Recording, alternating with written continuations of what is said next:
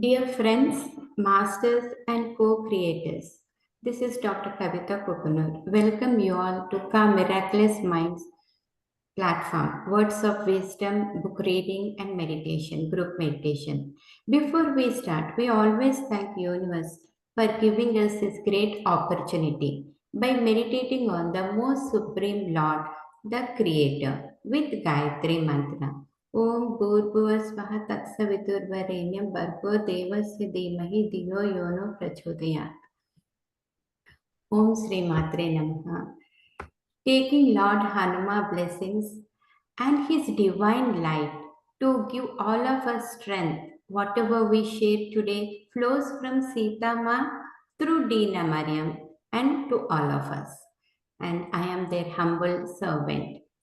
With much gratitude and heartfelt thanks to PSSM founder Brahmashi Pitamaha Patriji, Swarnamala Amma, thanking and taking blessings of our family, parents, extended family, all divine masters, gurus, friends, and Ka Miraculous Minds Meditation Group, Ka Steady Group Doctors, Joy Team, Kranti Group, PSSM and PMC channel.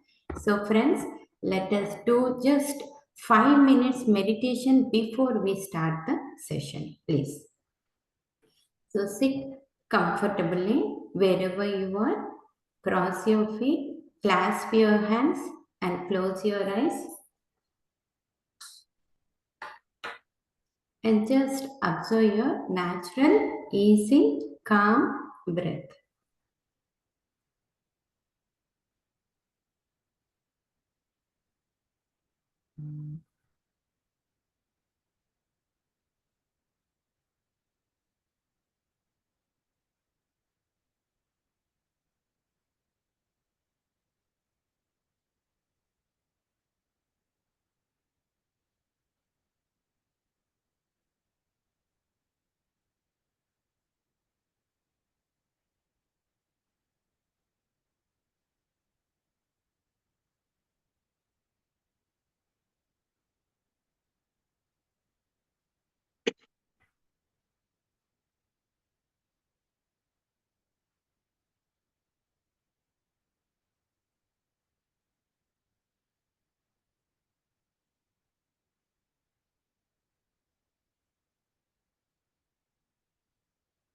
Whenever thought comes, just observe our breath.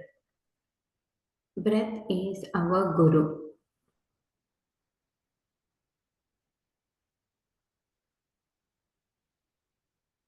And through group meditation, we receive more cosmic energy. Heal our chakras.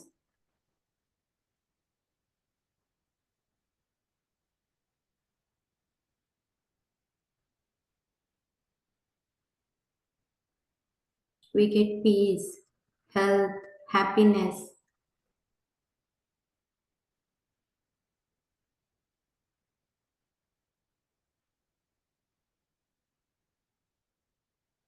Just 2 more minutes, masters.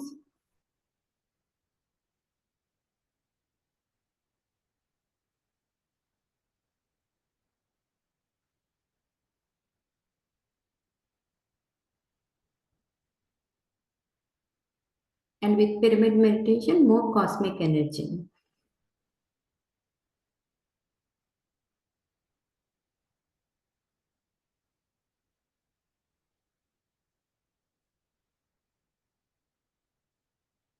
We are receiving Sita Ma's blessings, Sri Ram blessings through this book, Sita's Yoga, showing gratitude to everyone, plant kingdom, animal kingdom, mineral kingdom, to technology, to universe.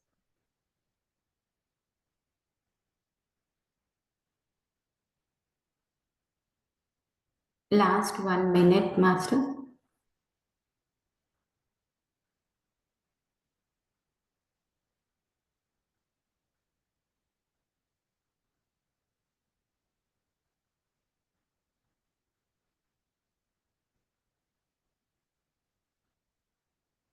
When we empty our thoughts, we get energy.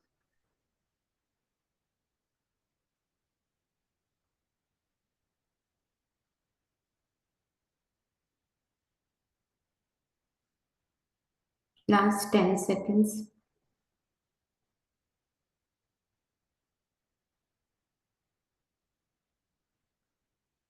So, masters, place your hands on your eyes. 5, 4, 3, 2, 1.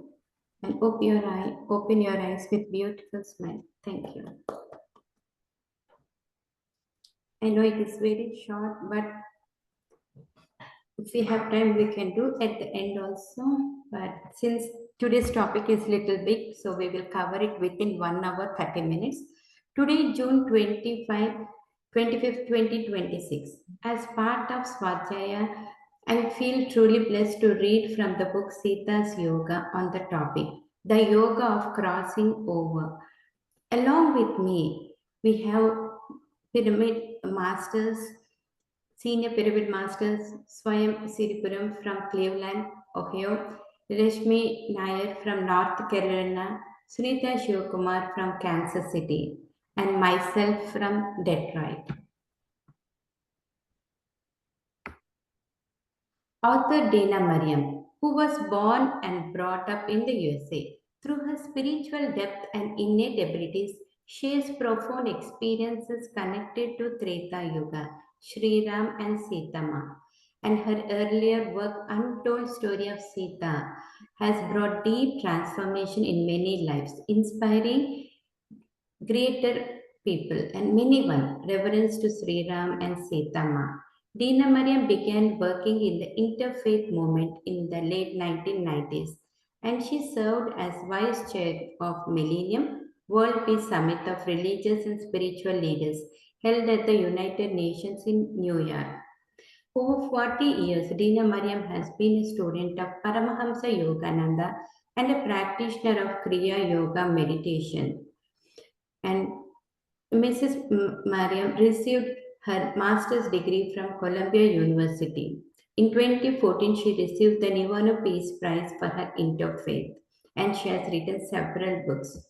We almost completed the book Sita's Yoga and covered 22 chapters, showing gratitude to each and everyone who has participated. In the last session, the yoga of controlling concurrent electrical currents, we have Shailaja Gaddamamma, and the yoga of merging along with me, my son Sai Kishore, Dr. Richa Pawar, Sunitha Shivakumar. The yoga of piercing appearances, we have many from masters, and we have done so many. I would not go all the list because it will take time.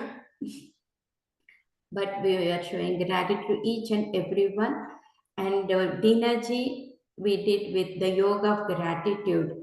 And again, the yoga of dissolving samskaras with Dina ji on the Mother's Day. So as I mentioned, this book is not my original collection. And when I had conversation with Dena Merriam recently in February 2026, and in our discussion, she suggested that I should read it. And I immediately got it. And on International Women's Day, March 9th, took the opportunity to do session with PMC USA channel on the topic, the yoga of selfless action, and it was also Dena Merriam's birthday. And I feel in my heart that this is not an ordinary book but a sacred blessing that has come through the grace of Sitama Sri Ram. And every session and the topic I picked up randomly has unfolded not by chance but through inner intuition and spiritually aligned with higher energies. And we have shared several insights from the book through several divine souls like PMC USA, Light Workers, Bhiksha Master, Jivita Patalu, Light and Soul Divine Group, Joy Team, My Children, Friends, Sheetal Pava, and Miraculous Minds. So usually, Dinaji's all books are with visionary dreams. But Dinaji says for the first time, I'm writing a story that is not my own. It is a story that has been told to her. The narrator of the story is a great soul who abide in the high astral realm with the consciousness of Sita Ma, also known as Mata. And for those who are watching for the first time, it is a story of a woman named Devani, showing glimpses of life towards Treta Yuga. And Soma is another great devata associated with Sitama and takes care of love and push and sends channeling messages to Devani. And Mandar is Devani's husband, and Mandar has two wives, Devani and Anu. Uma, I just wanted to, because this chapter has all the names, everyone. Uma and Kian are loving couple in this life, and they are good friends to Devani's family. Manish and Puri are couple who caused conflict in village, and both had the abusive nature. So let us start the chapter, masters. The yoga of crossing over. Her whole life's teaching has been to direct us to go within and discover that we are no different from her or from Prabhu. I have found him inside me and will never be apart from him or from her again. So, Devani says like the teachings of Sita Mas or Sri Ram's is that they are everywhere and we need to discover they are no different from others. They are within us. It is as simple as crossing a river, leaving the river bank for the one on the other side. As simple as moving from one room in a house to another, shedding a form for a more beautiful one, freeing ourselves from limitations. So, as we change births, right, it is as simple as moving from one room to other, means death and birth. It is as simple from moving from one side of a room to the other one and shedding a form for a more beautiful one and freeing ourselves from the limitations which we create ourselves. So, why do we fear death? When we have experienced it so many times, so we have took several births. So what is the fear for death? That fear is a self-preservation instinct like hunger instilled in us to maintain our bodies, but like so many instincts it can and should be overcome.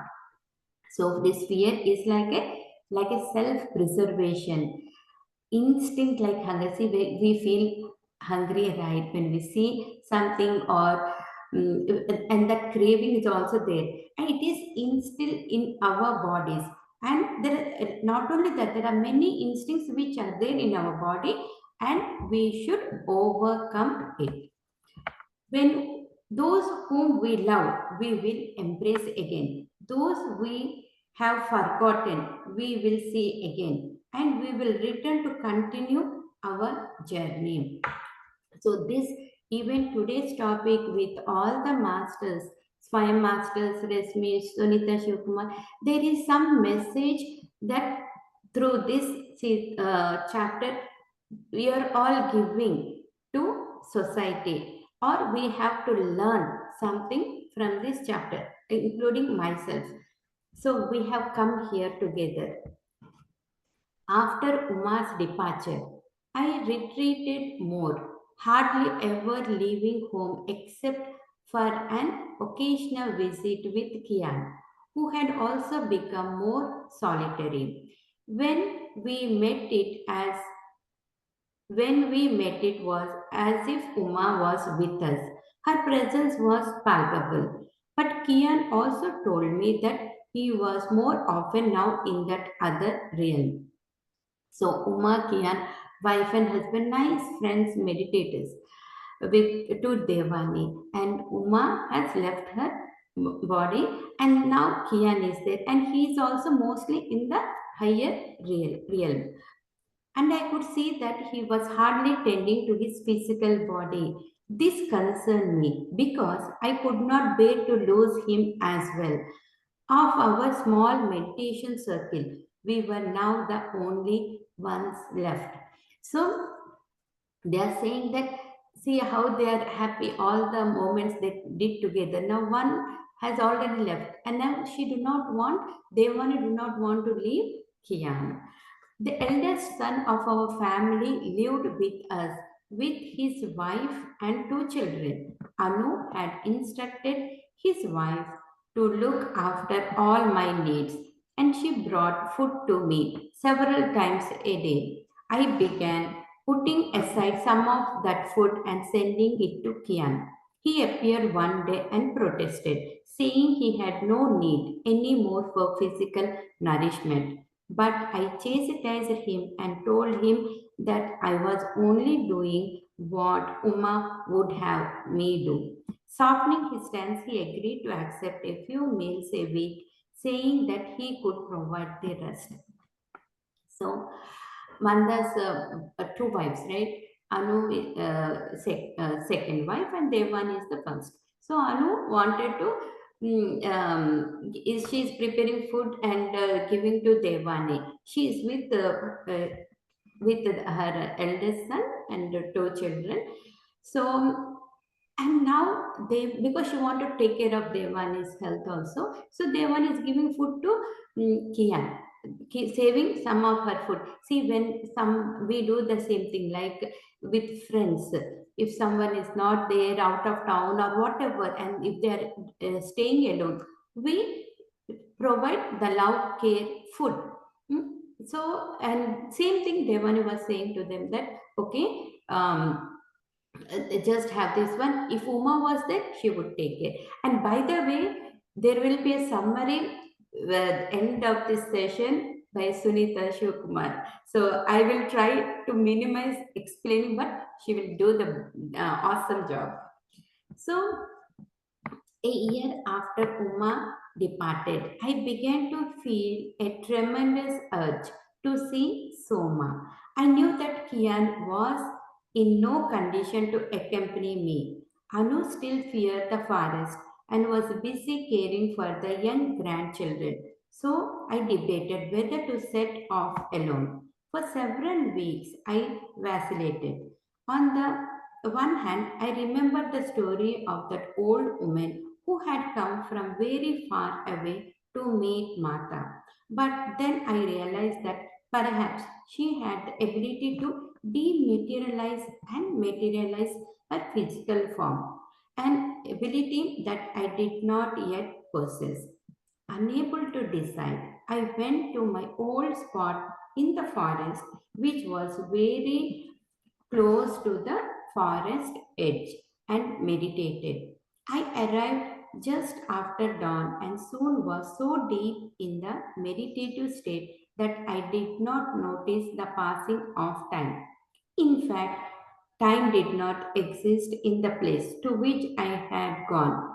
When I opened my eyes, many hours later, I was sitting in front of Soma in her cottage. So, and now Devani, she had the urge to see Soma, a great Devata, right? And so she remembered the old woman who was dematerialized and materialized. So she can disappear and she can appear in the physical form. She wanted to know how she can do, and she wanted, she went to the forest and she was doing deep meditation. And Anu had this fear of forest, so she did not accompany. What made you think you could not materialize a body? She asked, her eyes glimmering with amusement. Soma, I whispered, I had to see you. It was your desire that brought you here. The moment she was in meditation and thinking about Soma, Soma appeared. Are you also going to leave me? I asked, the words slipping out before I knew what I was asking. Soon enough, she nodded. Martha was been here. I knew she came to take me as she said she would. But I asked as if I could stay a bit longer. As there are a few more people, I need to find people from Mithila who have been reborn here, her devotees who need guidance. So then Devani asked Soma, are you going to leave soon, vacate your body? Then she said, soon enough. And Mata has come here to take me. But I told Mata that I need little time because I have my work to finish. Couple of people from Mithila to whom she has to help. She knew I would ask this and she responded, Soma, you have sacrificed enough. But I told her that what I have sacrificed cannot compare to what she has done. She smiled and left after saying she would return. So Sita Ma is saying, Soma, you have done so much. But still Soma says that, Mata, I am respect in front of what you have done. So Sita Mata gave blessings and she left.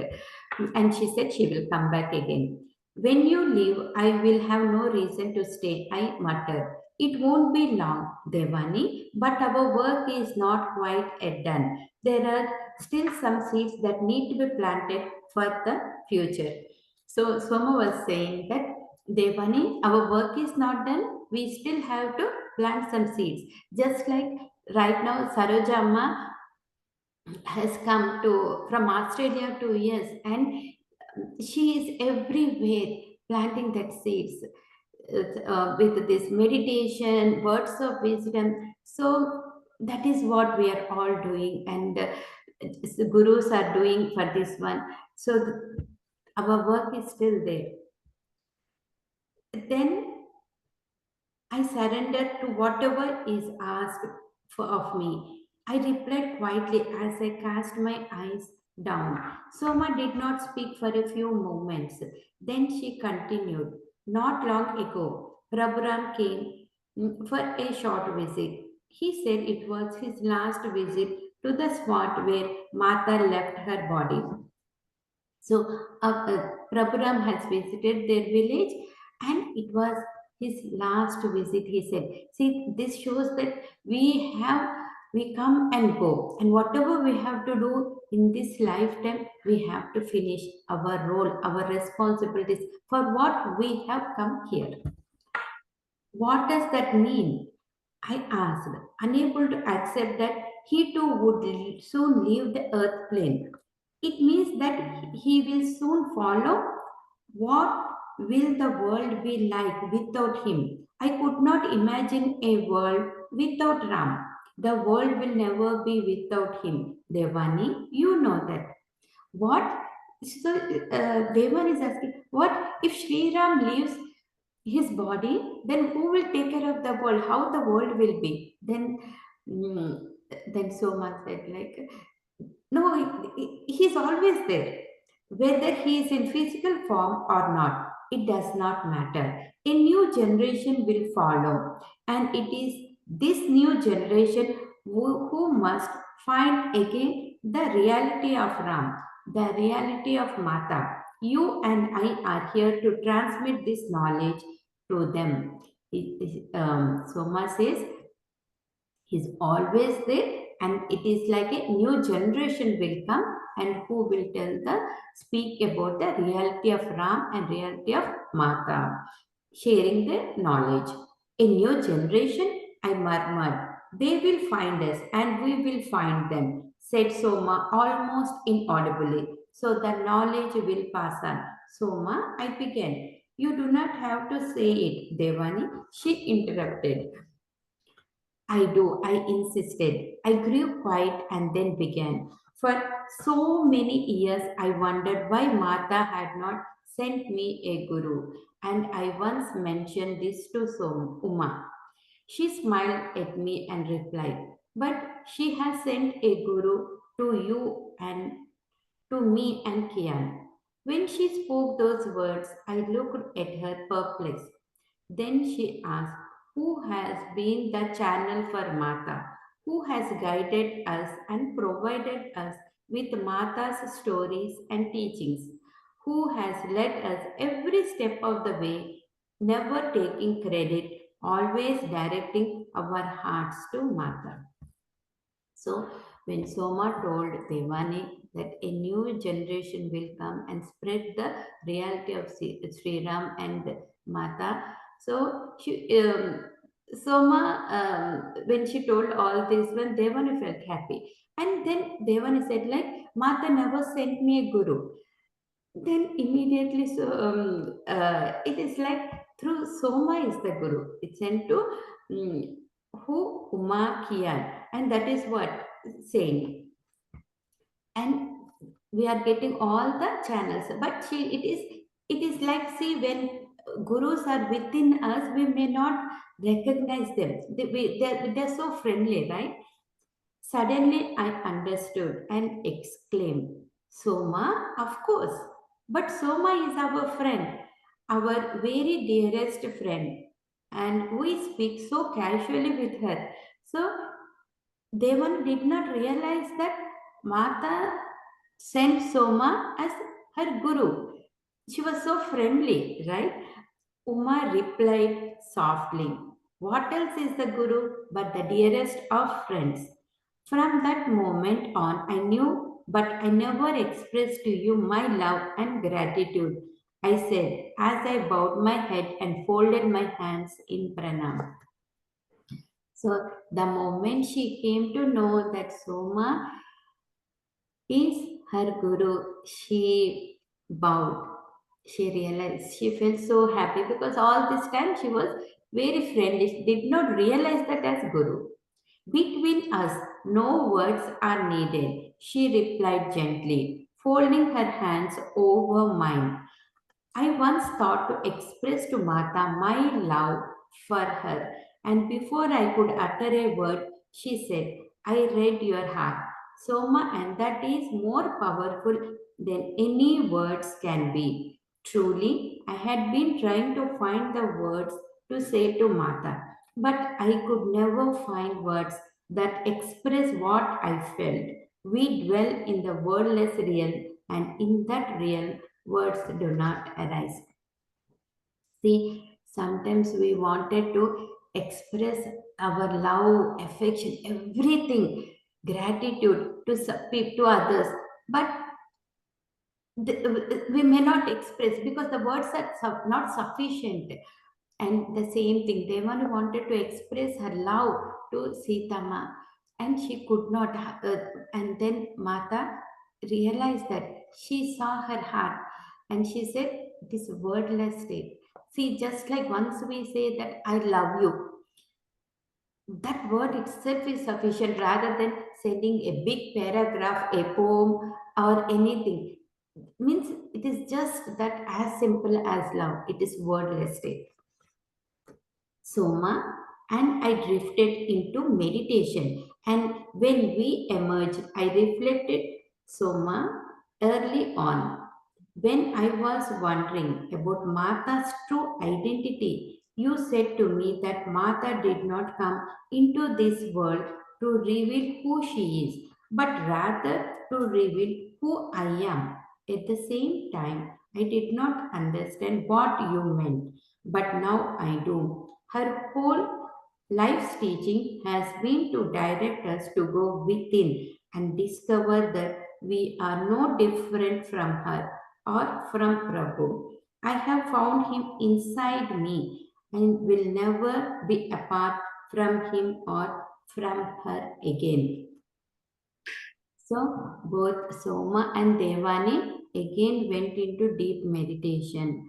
And then Soma says, Mata's true identity is to reveal, it is not about her, it is about who we are. She has come here to reveal who we are. It is not about who she is.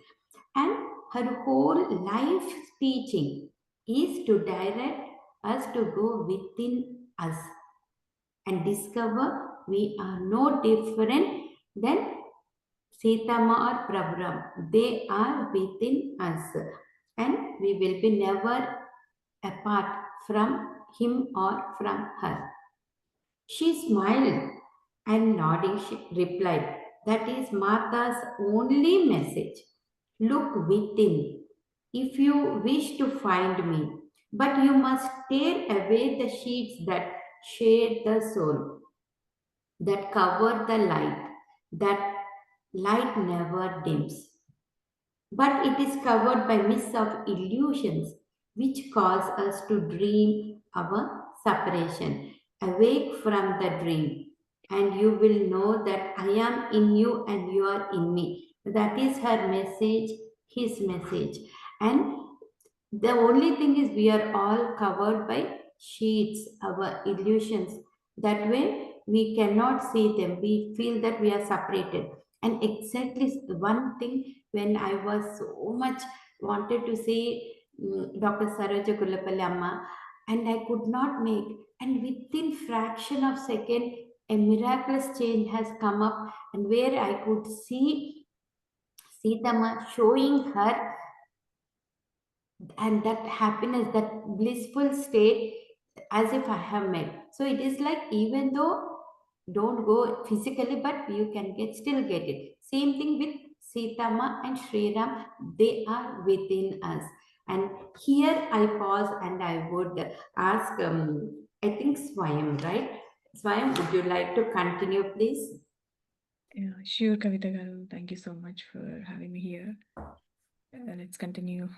Yeah, Patricia also says the same thing, right? You are the creator, you are the God. Sitama's message is also same that we are not separate from her. That is what she wants us to know, to go within and find Sitama and Sri Ram within us. So let's continue our journey. I remained with Soma for several days, and when I came out of meditation one morning, I found myself back in my body in my forest meditation spot. So Devani in the forest, she started meditation. She wanted to meet Soma, and then she dematerialized herself and she appeared in front of Soma. And then all this conversation went, and now she's back to her body in the forest where she was meditating. I slowly rose and walked home to find a frantic Anu. We have been looking everywhere for you, Didi. Anu was so worried about the Devani, and she was searching for Devani all over the place. So Devani is saying that she went to visit Som. Alone, she's asking. Alone, she asked. I nodded. So Devani nodded. Hugging me tightly, she asked that I please not leave again without informing her. So Anu is requesting Devani to not to leave her alone because she's all alone, right? So they both are there for each other now. It was not long after this experience that Shivani and Sadanand, now married, came to visit, requesting that I come live with them at the hermitage. Anu prostrated, but I was silent. Then, remembering Soma's words about passing on the knowledge of Mata, I quietly consented, much to Anu's dismay. The hermitage is very close, and I will visit you. I comforted her, knowing that due to her fear of forest, she would not be able to come to me. Besides, our family is growing, and the cottage will soon not be able to accommodate all the grandchildren. In the end, she agreed. I moved into the hermitage, and shortly after, Prabhu Ram left his physical form, leaving the kingdom in the hands of his sons. I knew that he had accomplished what he had come to do, setting the foundation for a new civilization that would spread and flourish. So now Devani is going to stay in the hermitage. Um, okay, while many people mourned his departure, I felt no loss because ever since that first experience of Prabhu Ram, his presence was always with me, just as I felt the presence of Mata. So now Sri Ram also left his body, but Devani is feeling his presence, just like she is feeling the presence of Mata in her, as if I were an extension of them both. So she's feeling both Sriram and Sri Sitama in herself, the Devani. That is what Sitama wants all of us to recognize, right? That they both are within ourselves. So Devani is that state where she is able to feel Sitama and Sriram, both of them in her. And in fact, I knew myself to be that. We are all that, nothing more, nothing less than an extension and expression of that one cosmic being. So Devani is sharing with us that we are all, she recognized that, and we should also recognize that, and we are all not separate from them. We are not more than them, and we are not less. We always think they are more and we are less, but that is not the truth. The truth is we are all one cosmic being. The same divine is there within all of us. That is what she wants. She has realized, and we all have to realize. I was to live several more years, as did Soma. During that time, I visited her once more in the same manner by dematerializing and materializing my body.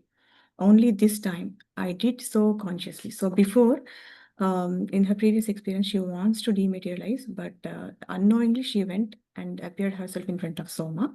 But this time, again, she dematerialized herself, but with consciously. That means she mastered it now. She knows how to dematerialize and materialize. Um, I saw that she was spending most of her time in meditation. So Soma always meditates, right? Even before this book, Untold Story of Sita, came in that book also. Soma always meditates. Here also, whenever she gets the time, she's meditating, except when she had visitors, which happened frequently enough. Then she would prepare food for them and tell stories of Mata. This we have learned in the previous book that Soma always meditates, and whenever anybody comes to her hermitage, all the sages, she always prepares food and tells them the stories of the Sita Mata. Sita Mata, she also says that whoever comes first, we have to give them the food. So Soma follows that rule what Sitama is given by. She serves the food and also she tells the stories. When I materialized myself the second time, she opened her eyes, emerging from meditation, and whispered, Devani, what are you doing here? So this time when she went to the to see Soma, Soma was meditating, but she opened her eyes and she was asking Devani, what are you doing here? I had to see you. Devani is telling Soma, I had to see you. I murmured. She smiled. She was the only close one of our generation left to me. Kian had already departed, and the few people from the village who knew Mata were all gone. A new generation has come, she said, and we are no longer needed here.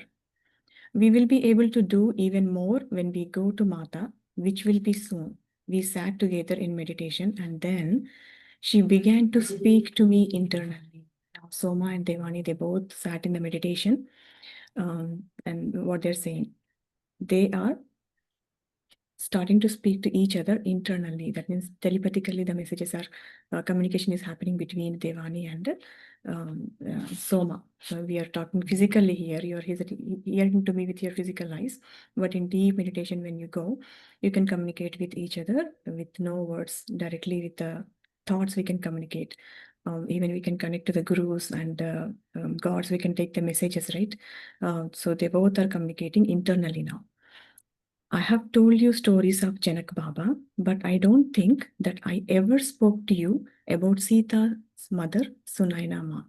So now Soma is communicating with Devani internally in the meditation, and she's telling, I told you stories about Janak Baba, but I did not tell you anything about Sunaina Ma. And internally, I responded. Internally, Devani responded, you have not. Yes, you have not told anything about Sunaina Ma. I don't know anything about her. Yeah, she has been on my mind a lot lately.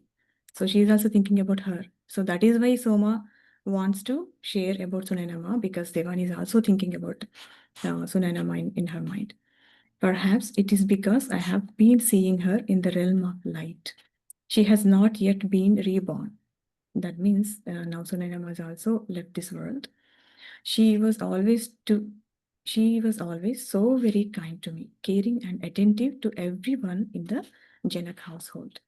She was a woman of great dignity and ability. When Ram, Sita, and Lakshman left for the exile, Janak Baba retreated to a semi-retired life, and Sunaina Ma took on much responsibility of ruling the kingdom. So when Sita Mata, Sri Ram, Lakshman, they all went to the forest.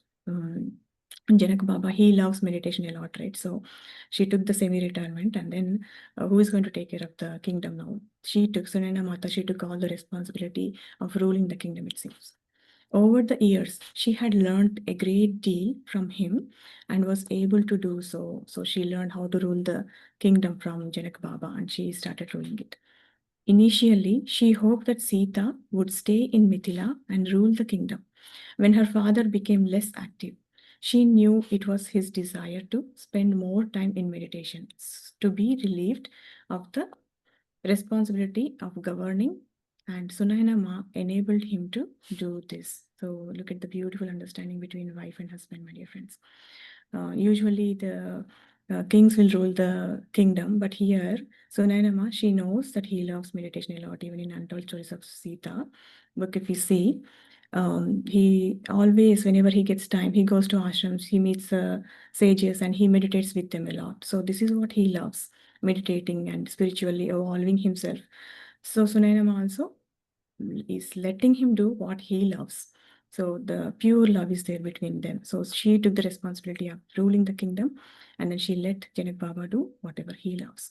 And because she knows, that is the, because she understands the bigger picture, right? That is for the evolution of the Mother Earth and all. So it is not just about her and her husband, it is about the whole Mother Earth. So that is why she took the responsibility of ruling the kingdom. When Mata and I came to live here, Sunaina Ma was distraught. She accepted the banishment when Ram and Sita left for the forest because they would be together.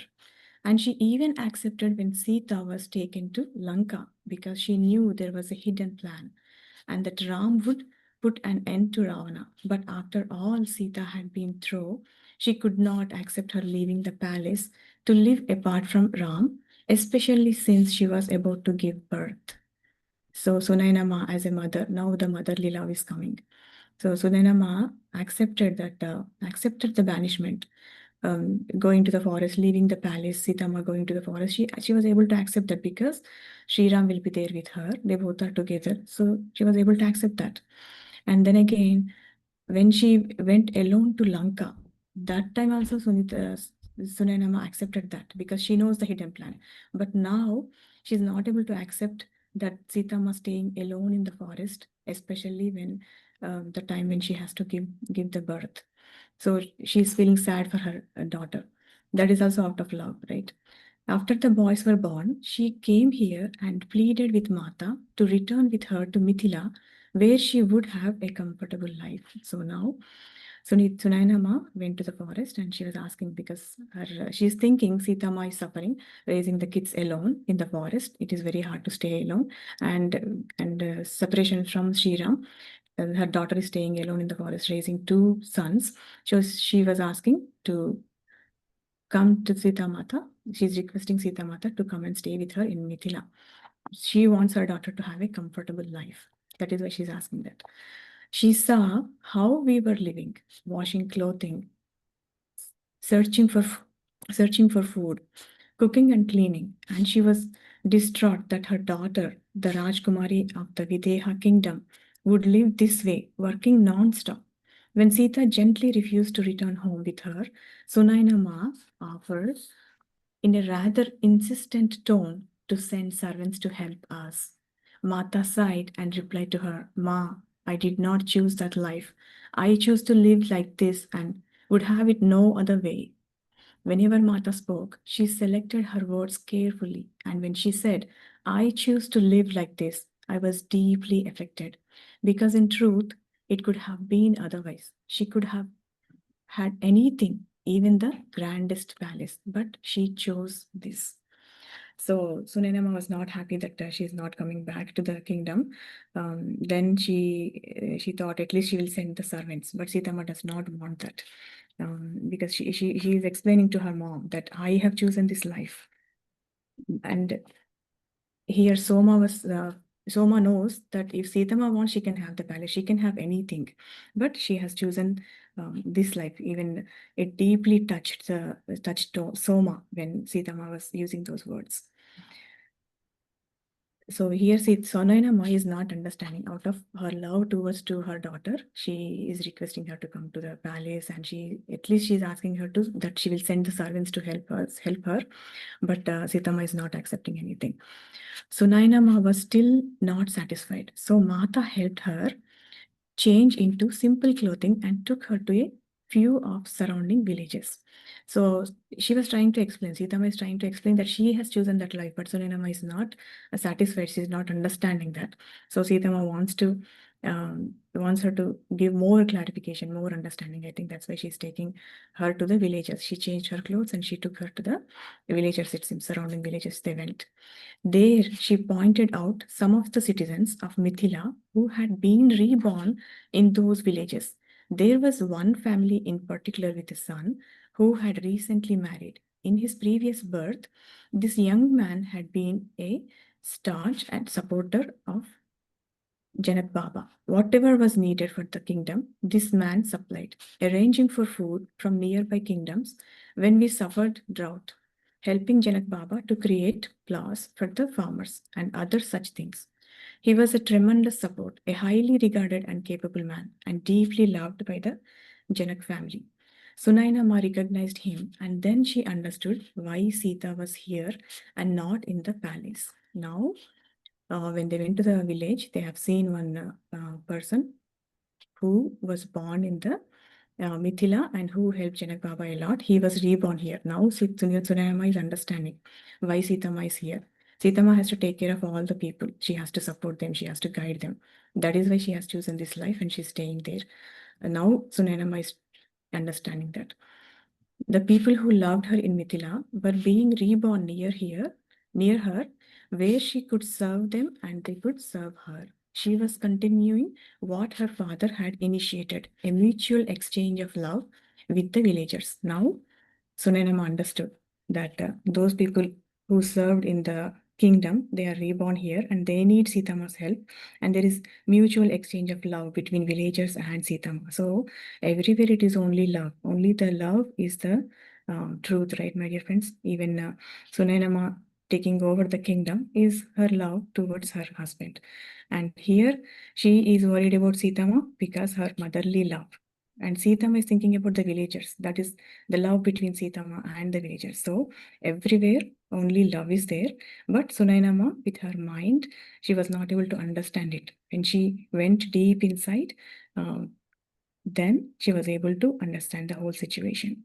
Even in our life, it is like that, right, friends? We don't understand it. That is why we doubt, we have the fear, we have the sadness, everything, because we are trying to understand the whole situation out of our mind. But when we go deep within, internally, that is what Sitama is asking us to do. Go internally, go within. When we go deeper, when we go within ourselves, when we reach our soul, then we understand everything. We see and we understand that there is only love. There is only love everywhere. Over the years, this young man quietly served us in so many ways, taking care of many details when we have needed help. Unconsciously, he repeated the pattern of assisting Janak Baba, even though he does not remember that life. And Mata has guided him spiritually, enabling him to make much progress. In his last life, he was only beginning to show an interest in spiritual matters, operating primarily from his mind. But Mata has opened his heart and he has become such a beneficial presence in the village. It is beautiful to see how one life naturally feeds into the next. So Sita is there to help the villagers. So she helped him to connect to his heart space. That is it, friends. When we are trying to understand things from our mind, we don't. Now Sita is helping to awaken the heart of each and every villager. So she's connecting everybody to spirituality by awakening their heart. I don't know exactly what happened on those visits to the villages because I did not join them. I stayed behind to care for the infants. But Sunaina Ma came back with a completely different attitude. She stayed with us a while longer, and when it was time to leave, mentally she took the dust from Martha's feet and heard her say internally, and I heard her say internally, my daughter has become my teacher. So now, before she went to see the villagers, her her thought her thinking level is different. She was not understanding Sita Ma and the whole situation. She was thinking her daughter is suffering from all this separation from the Sri Ram, separation from the palace, living alone in the forest. She has seen only the sadness and suffering. But now, after visiting the villagers, she completely changed her thinking. Right now, she understood everything. So Soma doesn't know what happened there with the villagers, but now she came back with different attitude. That is what Soma is um, able to see the different attitude of Sunainamma. And finally, she stayed with them for long, and then she touched Mata's feet in her mind, it seems mentally, and she said, "My daughter has become my teacher." Now she was not able to understand the situation before. Now Sita Ma made her understand it. So she's thinking in her mind that Sita Ma, that her daughter has become her teacher. That is it, right, friends? Our kids are our gurus. They are higher souls, and we learn so many things from our kids. Our kids too. We just don't know. You are living the life your father would have chosen, but his karma led him elsewhere. That is why he has always told me not to wish to be otherwise for you, to celebrate and have gratitude, and not despair over how your life has unfolded. If we go back to untold story of Sita, Sunainamma used to think that Sita Ma has to take over the kingdom and she has to rule the kingdom. Then Janaka Baba says, "Don't think anything, don't plan anything. She has her own destiny," because he knows, he can see the future, right? He knows why Sita Ma is born, what is her purpose here. She is not born to rule the kingdom. She's here to serve the people. He knows everything. So he says in that book also to not to have any expectations about Sita Ma, just to be a observer. Yes, some ended. Now she's understanding what Janak Baba is trying to say. Soma ended her story, and we sat in silence for few minutes. Whenever Soma spoke of Mata, it was as if she beckoned her presence, as if Mata would any moment materialize herself. Whether we could see her or not, we knew that she was here with us. And this always provided great upliftment and inspiration. So, whenever everybody feels that, right, all the sages and whoever listens to Soma, when she was talking about Sita Ma, it is like I think she channels to this is the feeling I got when I was reading Untold Story of Sita, that maybe she's channeling directly to the Sita Ma, and Sita Ma through her body. Sita Ma only speaking, Sita Ma only telling her own stories. That is what I felt here. Even Devani was also feeling that when Soma is talking about Sita Ma, she's feeling that Sita Ma's energies, and anytime Sita Ma is going to materialize herself. It was that intense, that deep. Before I departed, Soma took both of my hands and held them. Then, gazing at me with a loving smile, she said, "It will be soon, Devani, because it is time." Now, when she's leaving, Soma took her both hands and held them, and then she said that she is going to, it is the time. That means now I think Soma's part is done in this lifetime. That she was there to share the knowledge about Sitama, to tell the stories about Sitama. I think by now she has given all the wisdom. Now it is time for her to leave the world, leave this world. That is the message she has given to Devani. Sometimes soon means eons away, but I knew that soon this time meant a matter of months, not even years. Now Devani understood that Soma is going to leave this world within months. Before leaving her physical form, Mata had taught Soma a yogic technique for consciously leaving the body at the time of departure, and Soma transmitted this to me. So, before leaving the physical body, the Sitama taught Soma, it seems, the yogic technique. This is the yogic technique, friends, they are talking about. Consciously leaving the body. We are not able to leave our body consciously, right? But through practice, through sadhana, we become aware about our thoughts, right? Through sadhana. Before, we are not aware of our thoughts, our words, but now through practice of yoga, through practice of dhyana, it builds that awareness within us. And if you go deeper into yourself, if you do more sadhana, we can even become more conscious about leaving our body. That yogic technique, that Siddhi Soma learned from Sita, it seems. In Telugu, we call Icha Marana. Okay, at the will, we can leave our body. So that technique Soma has learned from Sita, it seems. Soma left her earthly form shortly after this last visit. I lingered a bit longer. In my last visit with Anu, I asked her if she had any regrets, and she responded that she regretted her jealousy of me when she first came into the family. I don't want to even have jealousy again, she said in a firm tone. So now it is Devani's turn to help. That is why they are here, right? They to share the knowledge, to help the people, to clear their blockages from them. Now Devani is trying to help Anu. She asked Anu, do you have any regrets? Anu, she's not hiding. See the beautiful relationship between Anu and Devani. Anu is also not hiding anything. She said that she regret that she has jealous, it seems, about her.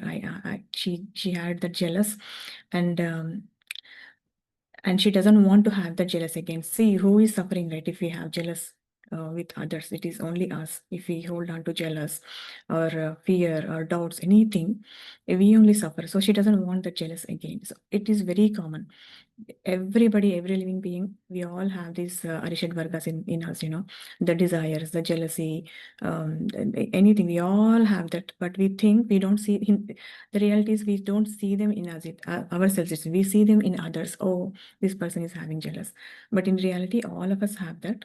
The only one way to come out of is why this jealousy is coming is we want something and we don't have it, and someone else is having that. That is when we have jealous in our life. So Rhonda Byrne, a great spiritual master, she says, instead of thinking I don't have it, when you see in others what you want, you have to change your thought. Just by changing your thought, you can come out of the jealous. You have to change the thought, like, okay, the universe is showing me what I'm going to have in my future.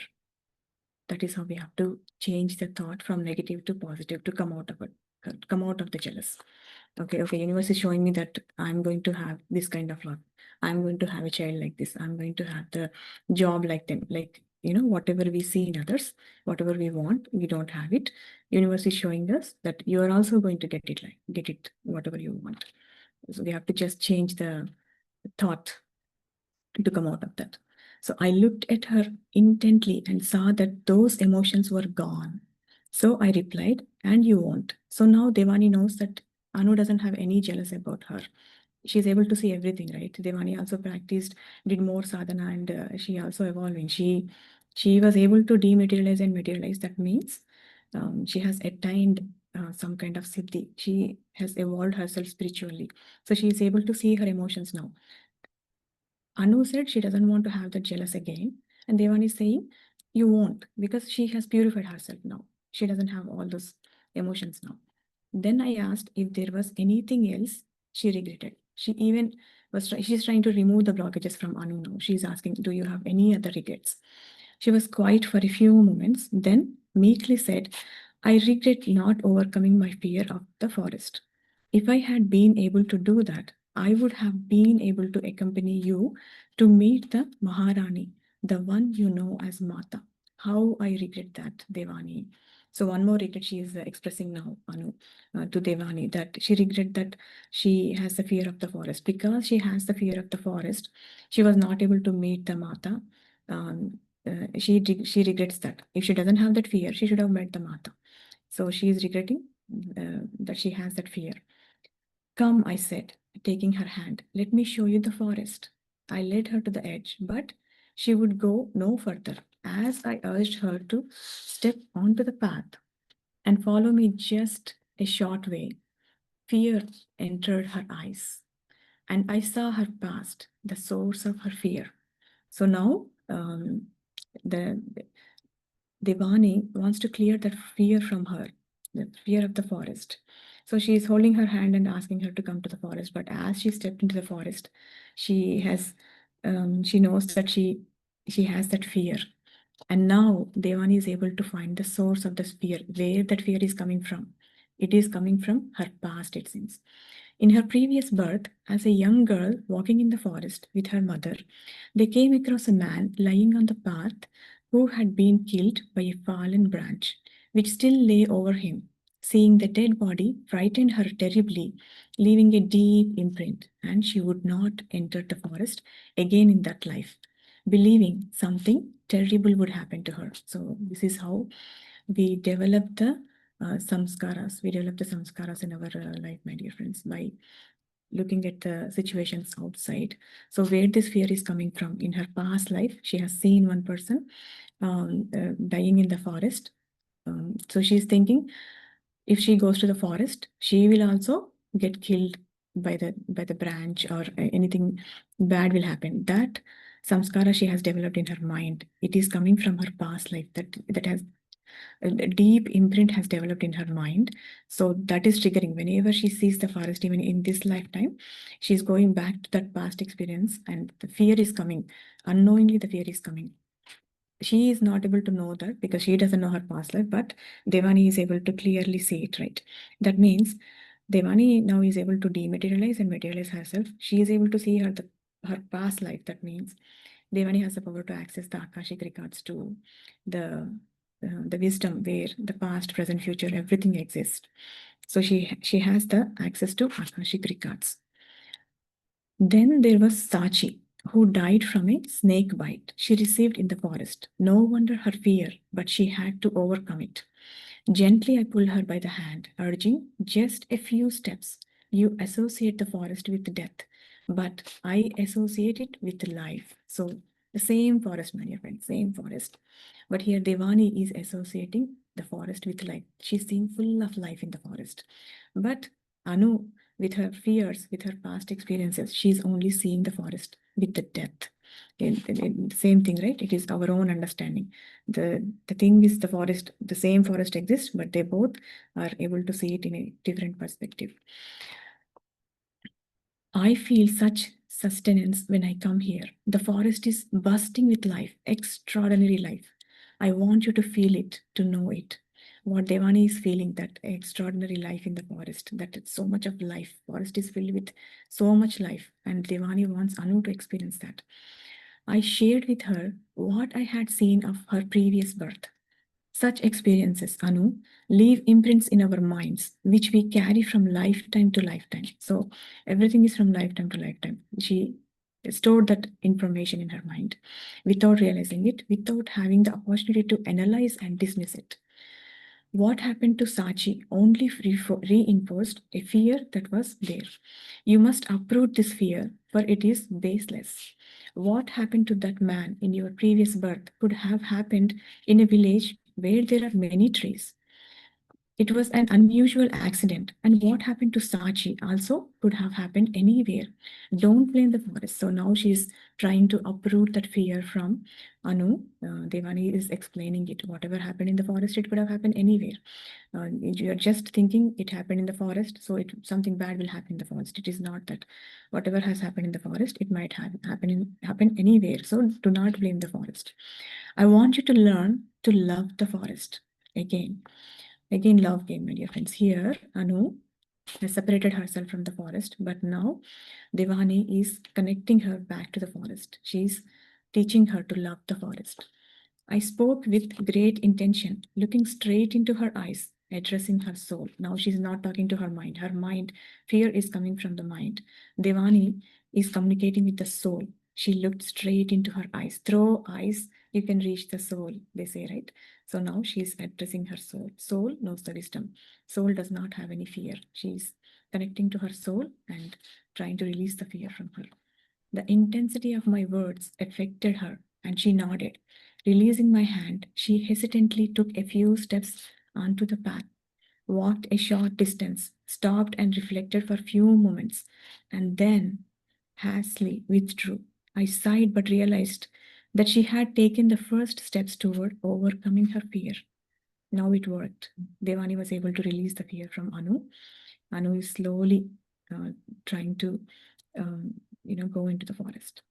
Peering into her future, I saw that the work was done and she would not carry this fear into her next birth. See, we carry all these things, the doubts and fears from lifetime to lifetime. Until we release that fear, we carry it to the next birth. Now, she has saved her lifetime. Devani literally saved her lifetime by releasing that fear. Now, she will not have that fear in her future lives. She will enjoy the forest. Rather, anything, my dear friends, anything, whatever we hold on to, we have to work on ourselves and we have to clear all that in this lifetime. That is what Pataji says, right? Make this lifetime as your last lifetime. Don't come back. I mean, don't come back to learn lessons. We again will come back here to do service. Rather, she would carry the love I sought to impart. So she is falling in love with the forest. I had a similar conversation with Puri during my last visit with her. I asked her if there was anything she regretted about her life. So she's again she had a conversation with Puri. Again, she's asking Puri if there is any regret in her, because if they are regretting something, so she's trying to clear that blockage. Devani. After a pause, she responded that she regretted the way she spoke to me and when I approached her in friendship. So she has a regret. Puri's regret is she spoke the way she spoke. Maybe she didn't, I didn't read the previous chapters, but maybe she didn't speak to her well. I'm guessing that. Then she added, I also wish I had been able. So I'm going to stop here. Now it is Reshmi's turn, and I really, really love these mm, pages. Kavitha garu, thank you so much for having me here. What a beautiful wisdom came in these 4 pages, right? The high wisdom that we are talking about, materializing and dematerializing, and telepathy, and it's all about love. Everywhere we see love here. Only the love is there, and the Akashic records, past lives, all the spiritual wisdom. Thank you so much. And there is only love between Janak Baba and Sunainama, between Sunainama and Sitama, between Sitama and villagers, and between Anu and Devani, and Anu and forest. Yeah, everywhere we see love. Thank you so much. Thank you so much, Swayam. I know it is like a test for everyone because if we did not go in sequence, it is like happens and each topic is related to their soul, to me and to you. So we are connected. I know for Reshmi, she is working and it is, I hope it is not late for you to get back to your work. Reshmi, this is again a test from Sita Ma Prabhuram to you. Okay? Yeah. Because it is not a coincidence, as Swayam is also saying, and even Sunitha, she has to take her daughter somewhere to out, but anyways we will make it. So we will always do the best and we always pass the test which God has given to us. So thank you so much. And Reshmi, you wanted to continue? Yeah, sure. Thank you so much, Kavita ji. Yeah, beautiful, beautiful opportunity, and thank you for both of you, Kavita ji and Swayam, for the reading. And we will I also was just have to listen your experience too if you have time later after you read the page. sure. Yeah. So I'll continue the reading. I had a similar conversation with Puri during my last visit with her. I asked her if there was anything she regretted about her life. After a pause, she responded that she regretted the way she spoke to me when I approached her in friendship. Then she added, I also wish I had been able to confront Manish. If I had done that, perhaps I could have prevented the killing and spared the village so much unnecessary suffering. Yeah, the first time I think when Devani uh, contacted Puri, like bringing her food and all those things, she just kicked her out of the house. She's like, I don't, she slammed the door at her, but she kept going back and back because she knew that there was some connection with Puri in her past life and she had to make that friendship with her. So now she got to know from Puri also that she regretted the way she behaved to Devani. So this is just like Swayam was telling, like this is all a message to us from all the gurus that whatever samskaras which we have gathered over the different births we have taken, we have to clear it. Until we clear it and learn from it, we keep taking births again and again to experience it. In your next birth, you will have another opportunity. The words flew out of my mouth before I could stop them. I didn't want to tell her what I saw, and when she pressed me, I had to dismiss my words and say simply that we all are given many opportunities for growth. I spent the last few years being cared for by Shivani and Sadanand. When the families of both asked why they were tending to me so assiduously, they responded that I was teaching the students the true story of the Maharani.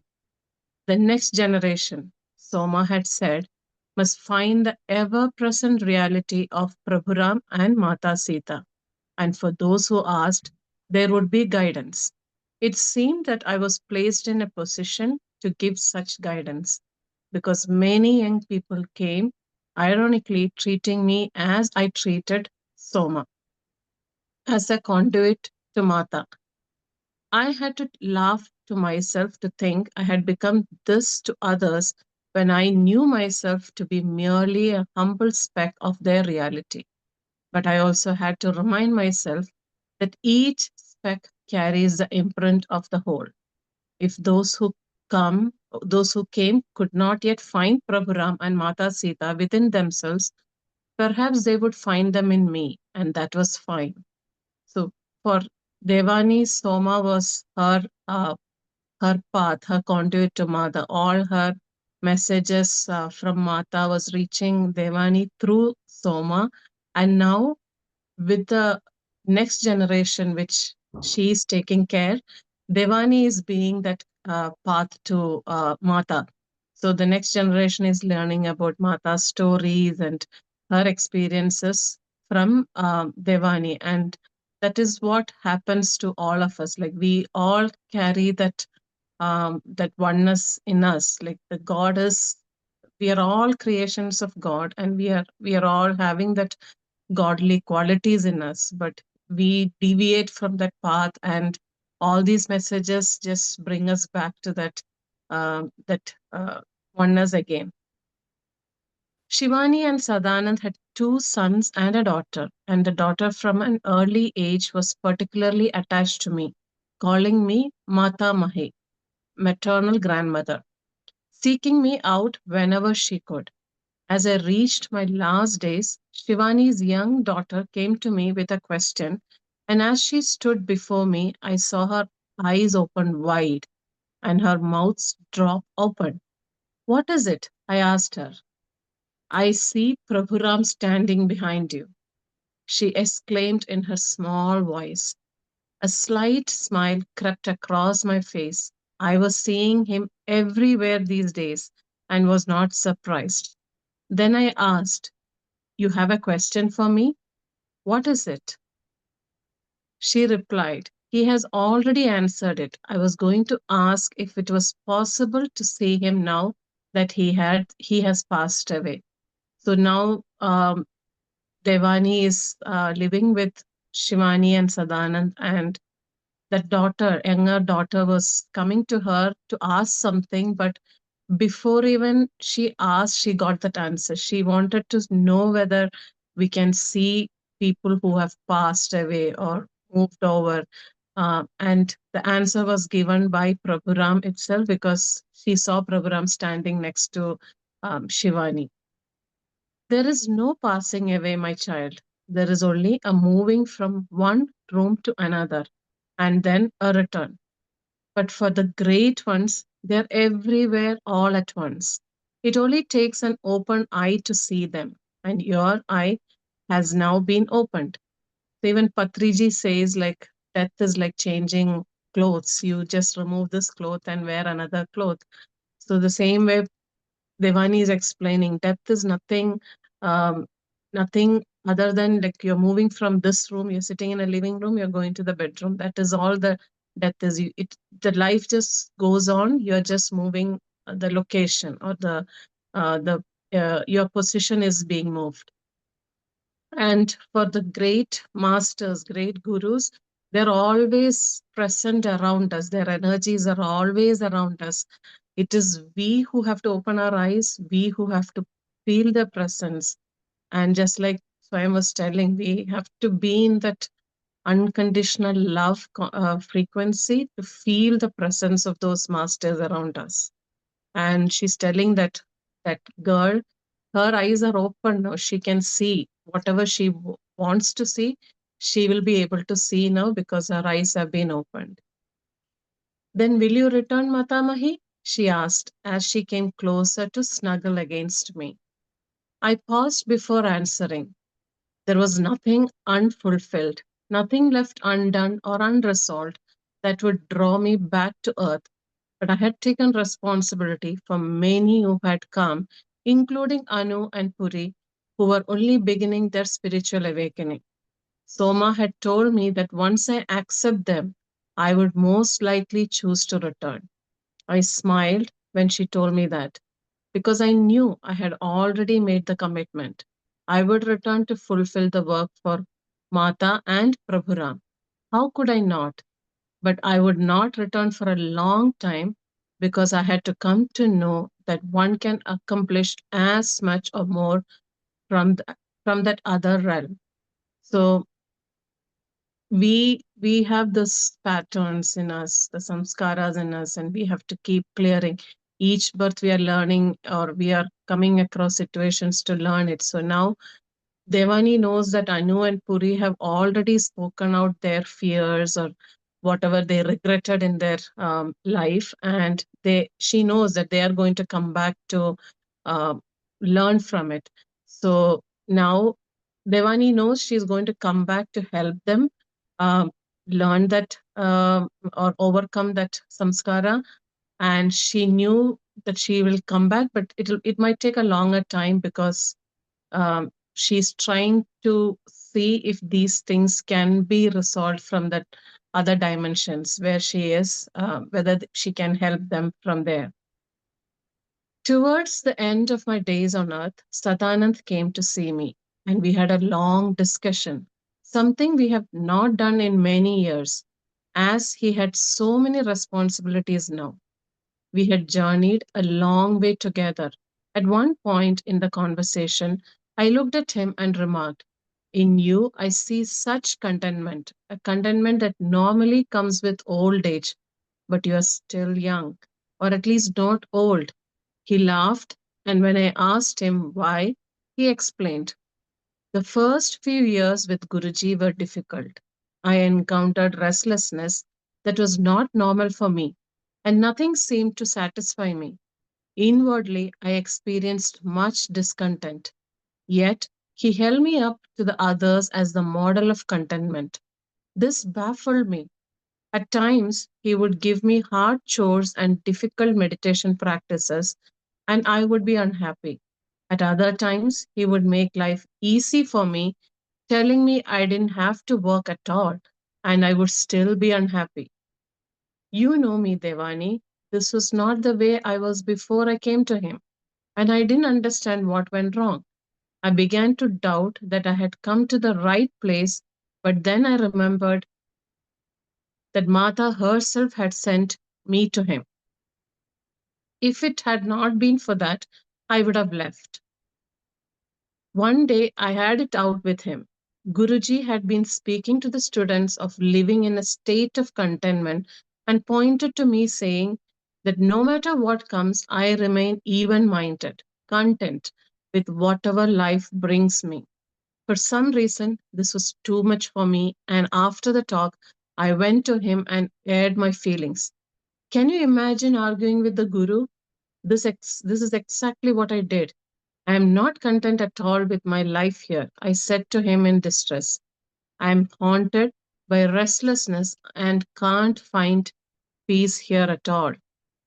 He looked at me calmly with a slight smile on his face and replied, in you, I see the model of contentment. You are at peace with whatever I sent your way, hardship or ease. It doesn't matter. You are unmoved. I looked at him astonished, thinking this man doesn't really see me. He doesn't know what is going on internally. After arguing with him, I left and went to hide in my small room, trying to calm myself down. But my mind kept reviewing his attitude.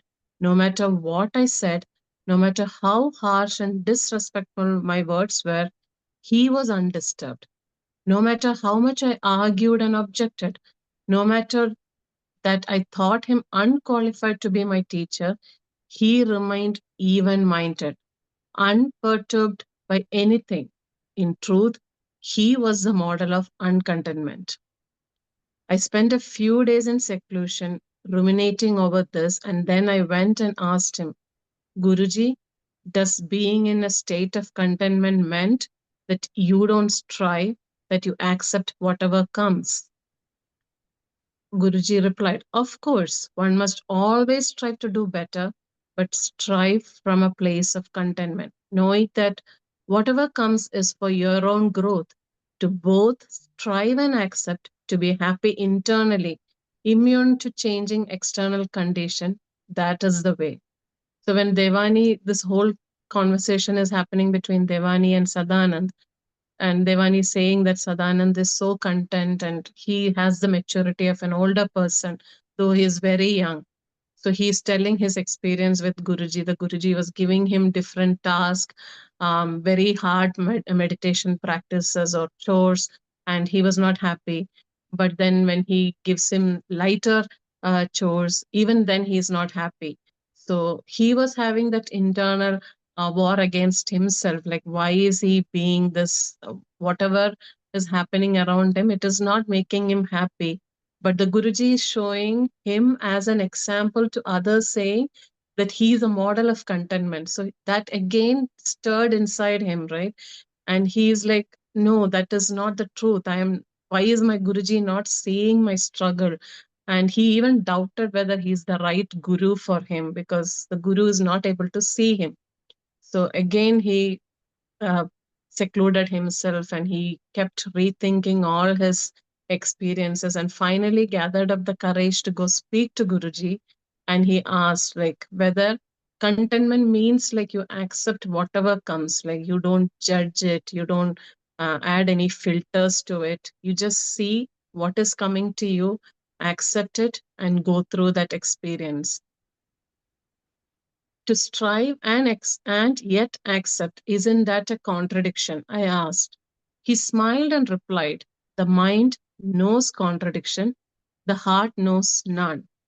So that is the way we see it, right? The mind is the one which keeps judging everything, whether this is the right way, whether we should be doing in a particular way. All those judging and all those filters, that and all comes from our mind. But when you are truly connected or centered in your heart, what exists is only love. And when we see things with love, we try to accept it. We don't judge anything which happens to us. We don't struggle to accept it. We accept it out of our love, and we are not struggling there. That struggle disappears when we are seeing everything from our heart.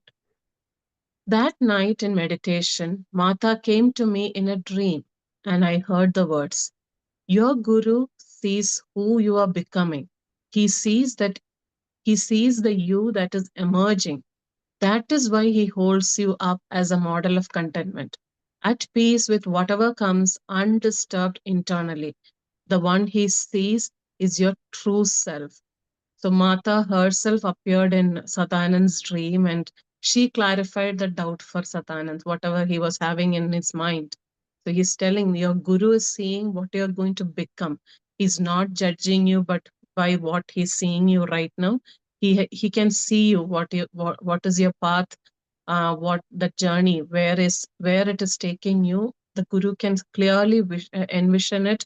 So he's loving you and he's showing you as an example because that is what you are going to become, and he's not judging by what you are right now. So I woke up the next day experiencing the greatest peace I have known. All restlessness disappeared. From that day on, I have lived in a consciousness of deep contentment.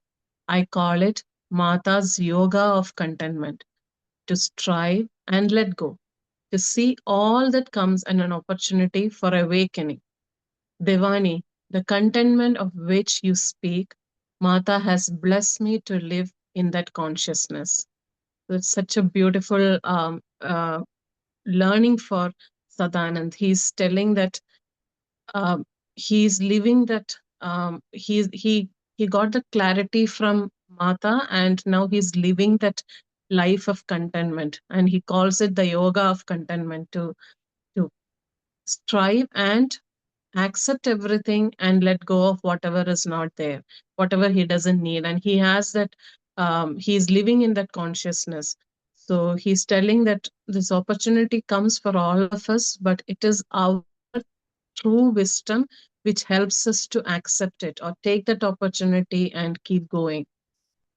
After that, I had no thought of leaving Guruji, and when he told me it was time for me to depart, I was undisturbed. I had given up the thought of marriage, and when he told me I was to marry, I was not pleased or displeased. When he saw this, he smiled and he asked, "If I were to tell you that you will not marry in this life, would it make a difference?"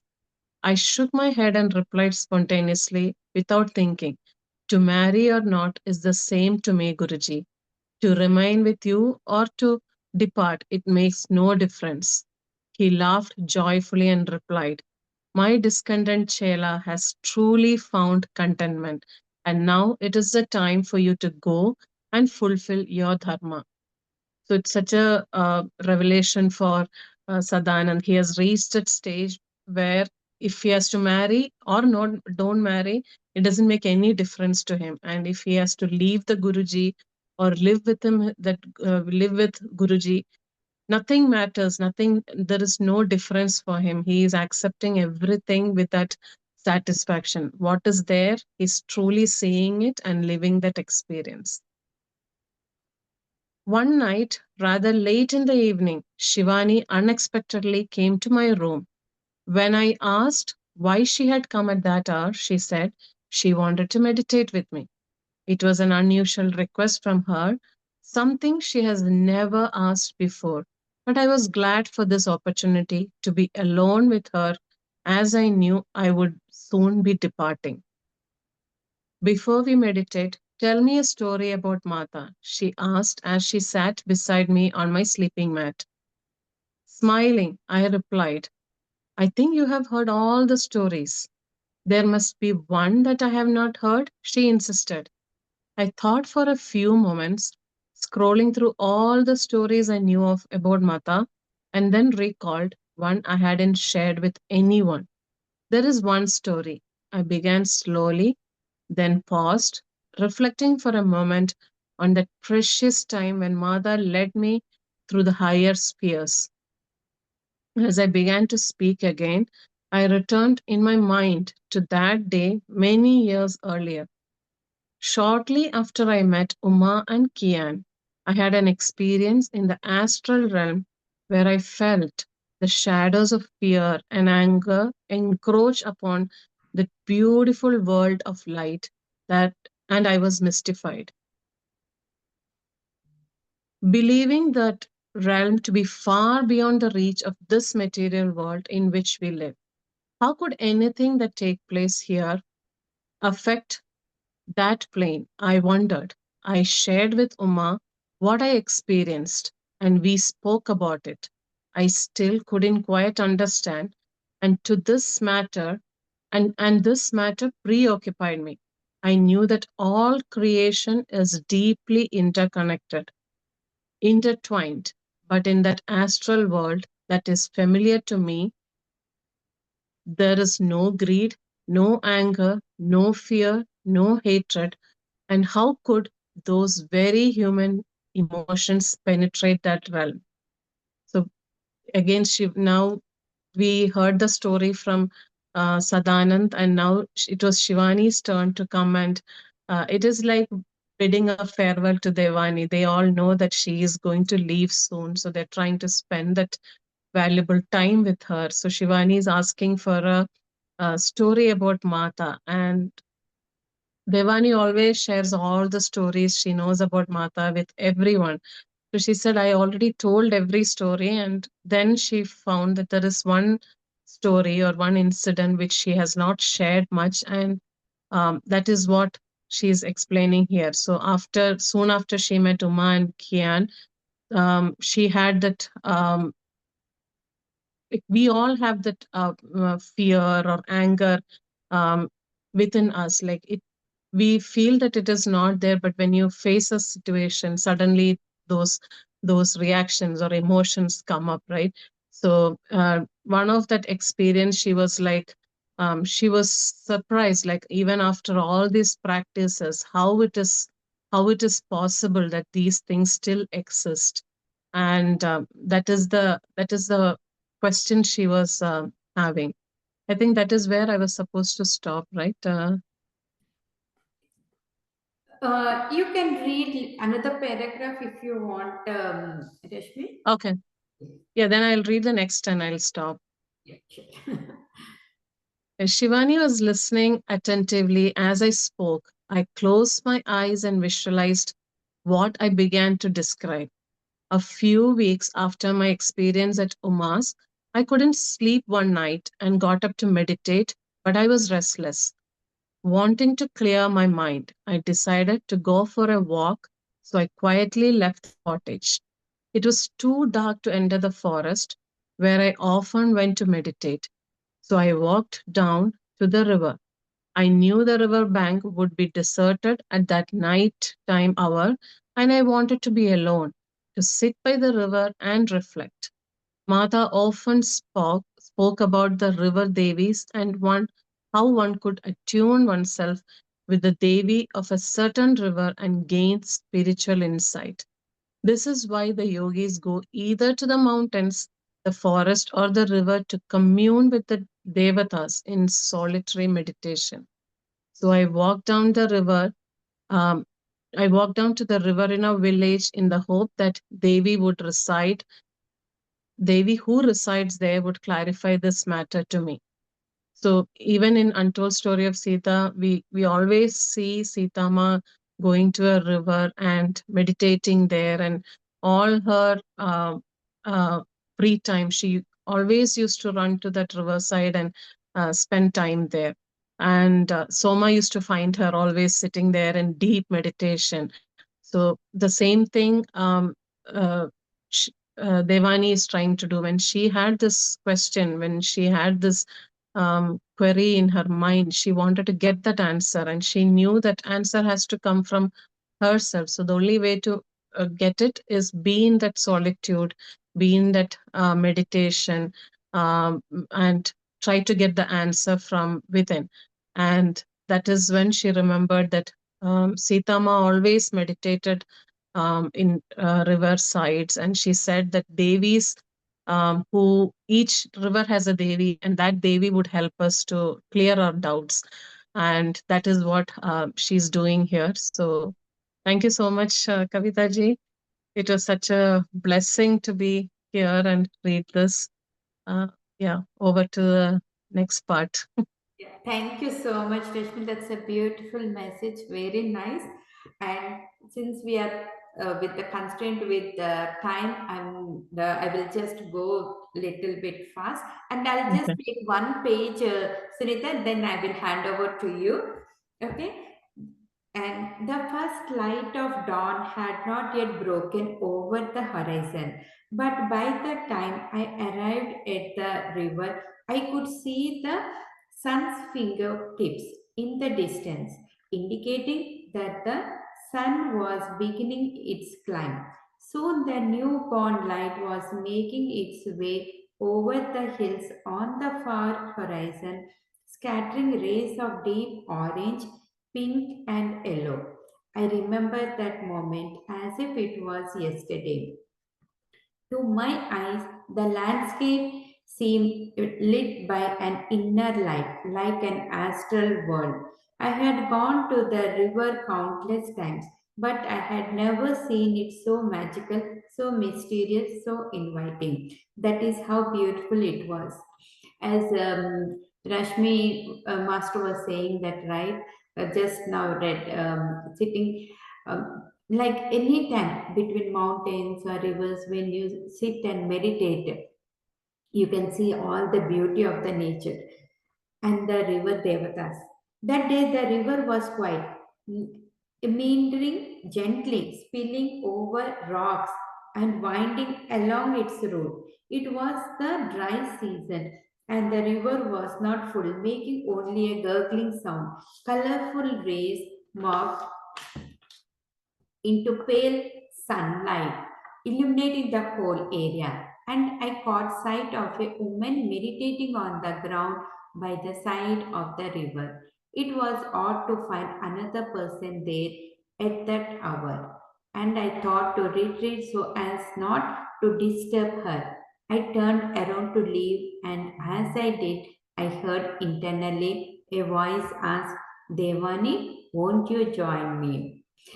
I turned toward the river and for a moment stood still gazing at the woman whose back was facing me, wondering how she knew me and how she could speak to me internally. I knew the voice, but I thought it was impossible that it could be Mata. So I assumed she was the river Devi. A thrill passed through me and I began to approach. As I drew closer, she turned to face me, and as I saw who it was, she smiled as I whispered in disbelief, Mata? The thought entered my mind that she was an illusion, but she held out her hand so that I would know she was in body of flesh. To to utter surprise to Devani, she saw Mata at that river when she was meditating. I took her hand and for a moment held it to my bent forehead. Then I sat down in front of her. She spoke a few words to me, raised her hand in blessing, and then my eyes naturally closed. And I knew why she had come. It was not enough to understand conceptually the interconnectedness of all the worlds. I had to experience it. I had to experience how everything is part of one consciousness, expressing itself through various degrees of separation, of compression, and density. So she's saying that it is all one consciousness, interconnected, all the worlds, various degrees of separation, compression, and identity and destiny, density. So everywhere it is there, one pure consciousness. And Sunitha, you want to go ahead? Shall I stop over here? You want to carry on? If that is okay? Okay. Yeah, thank you. Thank you, Mr. Kavitha. Thank you, Mr. Resmi, and thank you, Mr. Swayam. Okay. 1 second. I am searching the page. Okay. Behind my closed eyes, my sight took in the vastness of the astral universe. Worlds composed of light and energy, places of great variety, encompassing a vast spectrum with various levels of refinement and subtlety. That place where Uma, Kian, our other friends, and I resided was not the most refined. It is a place where souls still come and go, cycling between there and the material worlds, carrying with them the shadows and vibrations of earth life. Compared with Earth, it is an idyllic place for sure, immensely beautiful, but not the end of the journey. For many of the souls, there still bear frequencies of unfinished desire, holding close their individual memories and identities. So, here just brief, as you all said about. So, when they are meditating, they are connected internally, and it's like soul connection, and that this place is like pure, immensely beautiful, and it is not the end of the journey, but it's still like the place to connect. Then she revealed states far beyond, realms are far subtler, removed from the dualities and limitations of the material and even the astral worlds, where even the finest shadows, tremors, or of emotion dissipate. For that place in the source of light and love, where beings dwell in bliss and pure awareness, free from all form of restrictive attributes, emitting ever expanding love and encompassing all potential, the beating heart that creates and maintains the astral and physical universes. Those states are beyond description, beyond concept and thought. The radiance of those beings continually counter all negatives that penetrate the lower realms. There, no shadows can enter. So here, this is all about the consciousness and the when it is connected spiritually and soul connection is there, and there is no place for the negative emotions that penetrate the role limbs. And in this soul connection is an expanding love, and like the heart opening. As there is lot I'm shortcutting, as I felt myself being drawn into that indescribable state of being where all senses of separateness dissolve and full union is attained, I was pulled back into my astral and then material form. So this is all happening in the meditation when all his questions queries being answered when they were meditating near the river Mata, like she in the form of Sita Mata came, and then the presence of the bliss and all the, like when we are connected to the soul, it is all expanding pure love, and there is no place for the negativities, and there is no sense of separateness, and it is all union. And then he was pulled back into the astral and then material form.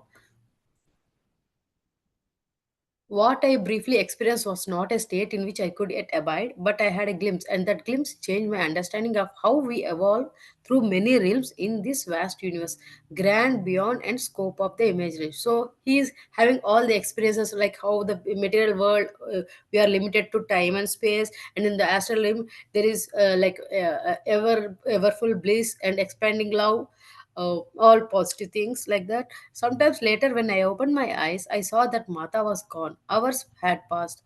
The heat of the noon sun was beating down, and many people were milling around the river. For quite some time, I gazed at the scene around me, realizing that I was indeed still on earth.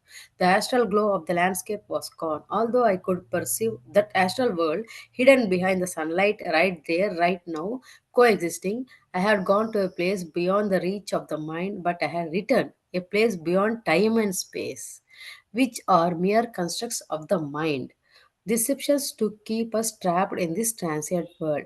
So as you all read about that, so when we even go to the beach, they say see the sunrise and sunset. There you see all the creation, beautiful things in the nature, and there your heart opens, means like you feel loved. It's the nature's reality showing in front of you. And so he was meditating, and he was in the astral room, so he visited everything, and he was deeply immersed that when he realized that sound came, means it was all the time noon. So maybe from morning 5 o'clock or 6 o'clock he started. So when he was in the meditation for a long time. So for quite some, I gazed at the scene around me, realizing that I was indeed still. Then, oh, he thought, oh, I was still on the earth, because in the astral world there is no physical form. So he traveled everything, have beautiful experience. Then he came back. He came back means spiritually in the mind thing. So that's why they are tell. But I had written a place beyond time and space. So that's why they're in the spiritual real, no time and space. But when we come back to the time space limited, so place beyond time and space where which are mere construct of the mind. So it is all mind deceptions to keep us trapped in this transient world. And the vision of that day from long ago receded, and I paused for a moment. Opening my eyes, I gazed at Shivani and continued speaking in a soft voice. I did not need confirmation of what I experienced. I had been with Mata, and her presence was still tangible, keenly felt, although she was not visible. Her presence lasted for several days, and after that, all questions about this matter cease. I want to pause here for a while. So this vision of that day from long ago receded, and I paused for a moment. So sometimes even you, I think Swayam Garu, you had the experience with Patriji, or Kavitha Master, you had the experience with Saroja Amar, so, like even everybody. So when if we remember that thing, we even feel happy now. That vision is lasting in sorry. And when he opened, and he said that I didn't need confirmation to tell all these things, but I have been with Mata, and her presence was still tangible. It's there. And although she was not visible in the physical form, and her Presence lasted for several days. After that, all questions of this matter ceased. Because when we, that's what, like, even when you meet a guru and when you talk them, and sometimes you all your queries or all doubts are solved. I understood. Okay, yeah. I understood how deeply intertwined all the worlds, but I also glimpsed a state beyond duality where no sorrow or shadow dares to enter. A state of pure light. That light is where we aspire to be. This experience set my aspiration higher. When we attune ourselves with Mata, Prabhu, Ram, or any other devatas, they give us the experience or insight into the matter that perplexes us. But this alone should show us they are never apart from us, for we are in within them and they are in us. So this is all, like they said, that we are, this is all intertwined. And this glimpse is state beyond the duality, and there is no sorrow or shadows to dare to enter into this, because it is a pure light, it is a bliss, and this is an aspiration higher. And here we attune ourselves with Mata Prabhu or Mata Ram or even any Devata, whatever favorite, or even if you feel like Patriji or Baba or anyone. So in that conscious, you feel everything. And this alone should be shown us they are never apart from us, we are in them and they are in us. So it is all like just for to saying, we say we show our heart, whether happy or sadness or anything bliss we feel, because in they say that I am present in Bhagavad Gita or anything, I am in you. So that is the consciousness, that is bliss conscious, it is everywhere, but we limit ourselves in this physical form. Oh, we are only here. So it is a consciousness. I stopped speaking and saw that Shivani was looking at me affectionately with watery eyes, lovingly. I added these words of counsel. Shivani, in the state of high-end awareness, one can realize more fully the reality of Mata and Prabhu Ram. Their presence permeates all worlds, from the most gross to the most refined, and those states are beyond description, beyond concept, beyond the reach of the thinking mind. If you remember nothing else of what I have told you over the years, remember that. I remember everything you have taught me. Oh, okay, sir. I will process this. And so here Sadananda is telling all his experiences to Shivani. So in the state of high-end awareness, one can realize more fully the reality of Prabhu Mata, because in that period, the Paramatma, he took the form of Mata, Sita. So he's telling that because we can see them, even they are in us. So, and their presence prematus all was all everywhere there, and this is most refined, and it's beyond description and beyond concept of thinking mind. So mind always I heard from all the these things, it limits, but heart opens. So and if you remember, and he said, if you don't remember anything, just remember this. I remember everything you have taught me, Amma, she replied quietly in an emotional voice. I looked at her in surprise, because she had never called me that before. To her, I was always Macholani, her maternal aunt. After a moment, I realized that she remembered her last birth as my daughter. Here, I would like to pause. These words are being said by Sachi to Devanima. So now she accepts her, because now the life cycle, how birth life cycles, Punarjanma comes, now we will see the three cycles. So, and now she called her Amma. Till that time, she was calling her maternal Atta, or like a grandmother, something, Macholani, her maternal aunt. Now, after all this thing, I realized that she remembered her last birth as my daughter. So, in one birth, she was daughter Sachi, and I also recalled an earlier birth. Before that, being as a born as a Sachi, in the previous birth, they were sisters. So, an earlier birth when we were sisters, and still earlier birth when she was born to, and in previous birth, like before that birth, she was born to as a daughter. So we had brought up the completion, that cycle, but the love that bound us would remain. We both had loved enough to be aware of each other, no matter where in the universe we resided.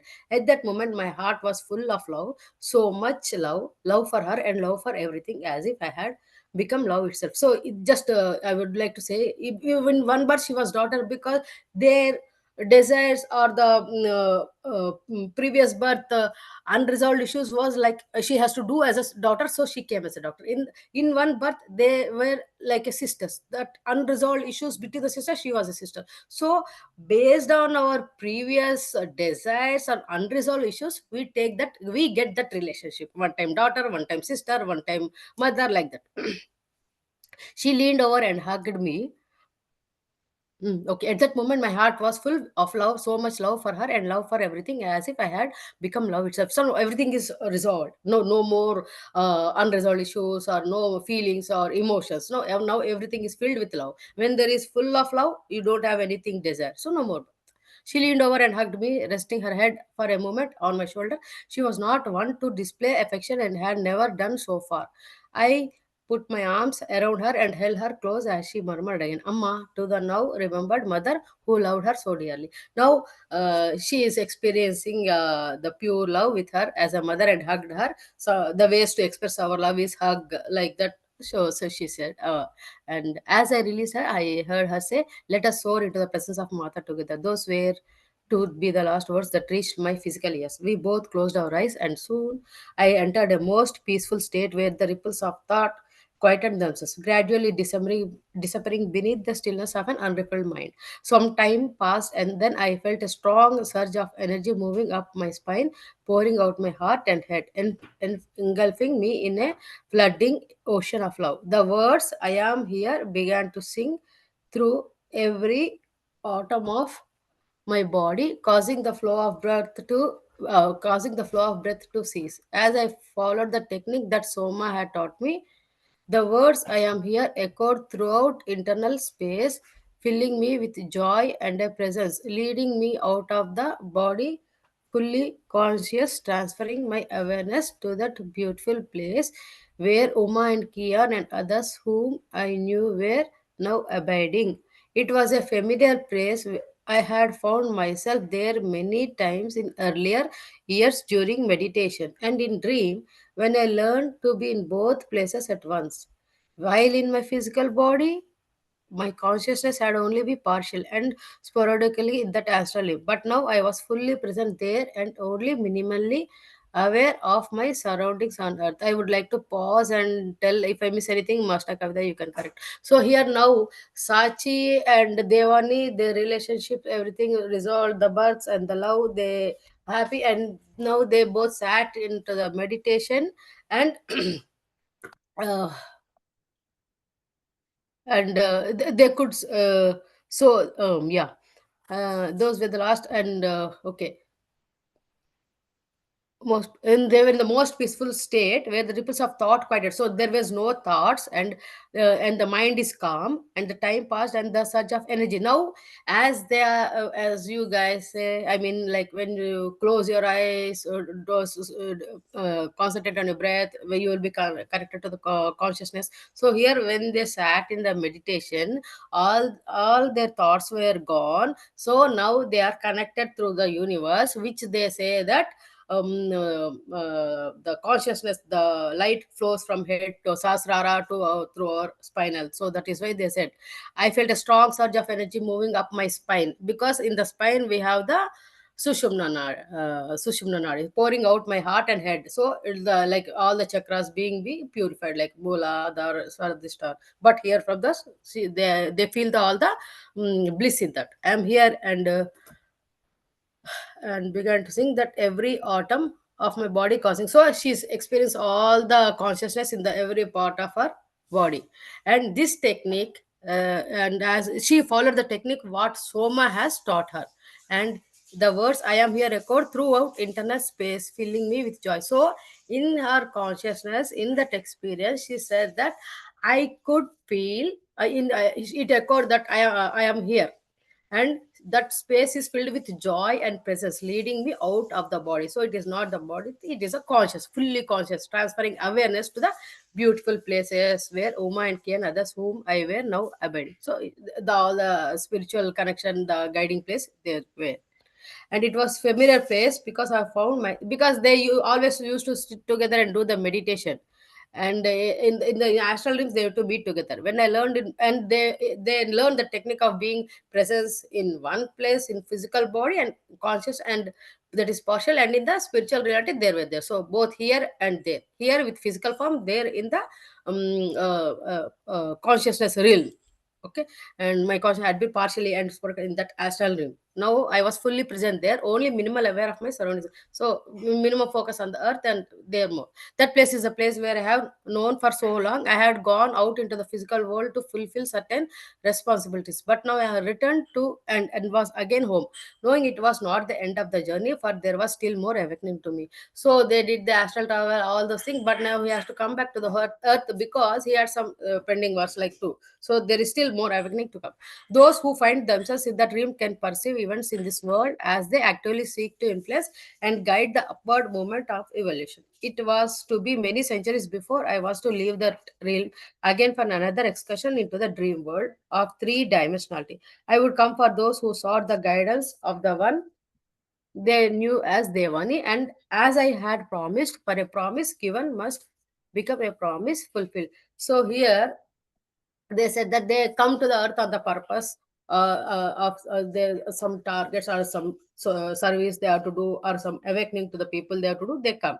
So those who find themselves in that realm can perceive in this world as they actively seek, influence, and guide the upwardment of the evolution. So to uplift the people in the spiritual consciousness.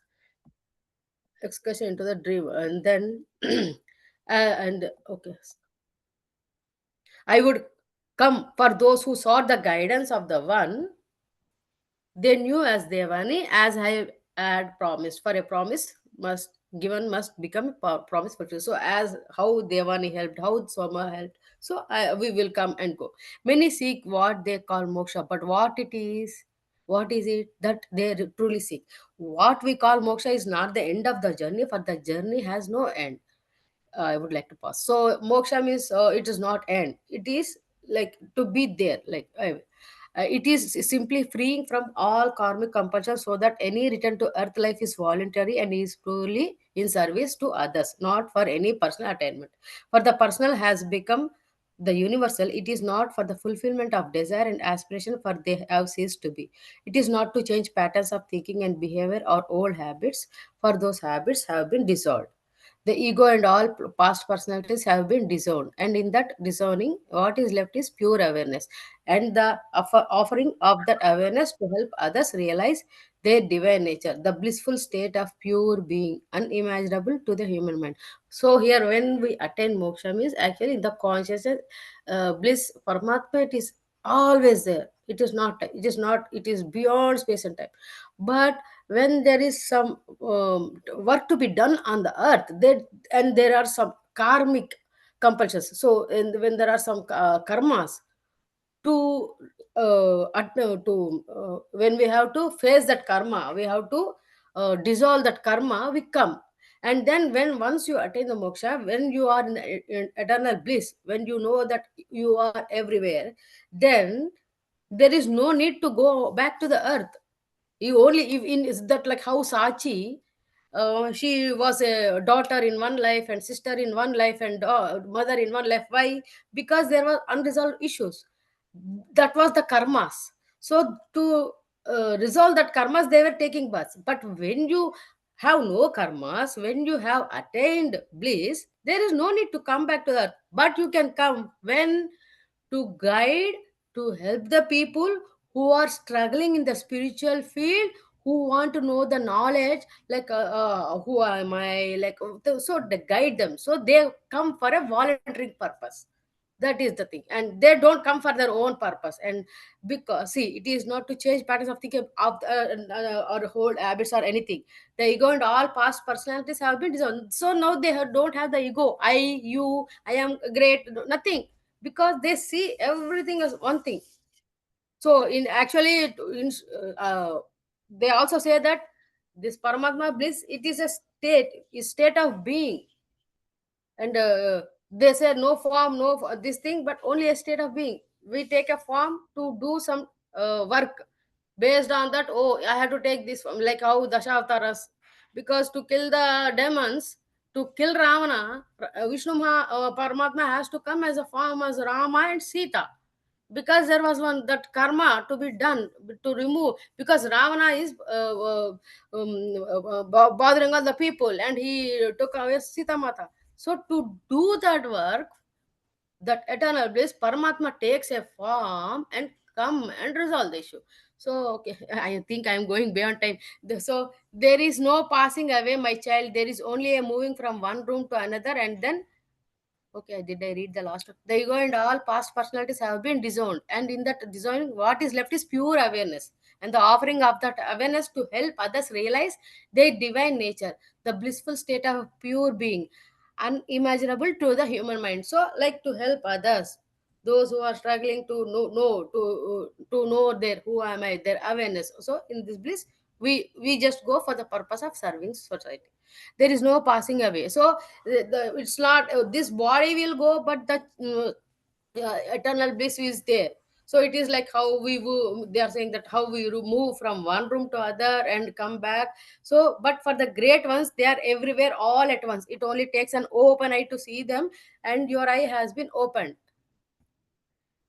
So, for this example, I can tell Krishna Paramatma, one time Narada Maharaja, he wanted to, we hear in the stories that Krishna Paramatma has so many wives, but it is, for us, we think physically, but it is Jivatma Paramatma union.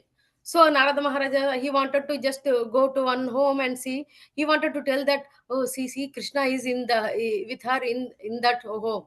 But when Narada enters, then slowly Krishna will come. What, Narada? What are you telling? Nothing, nothing, Krishna. He will go away. And then again, he will go to the other house.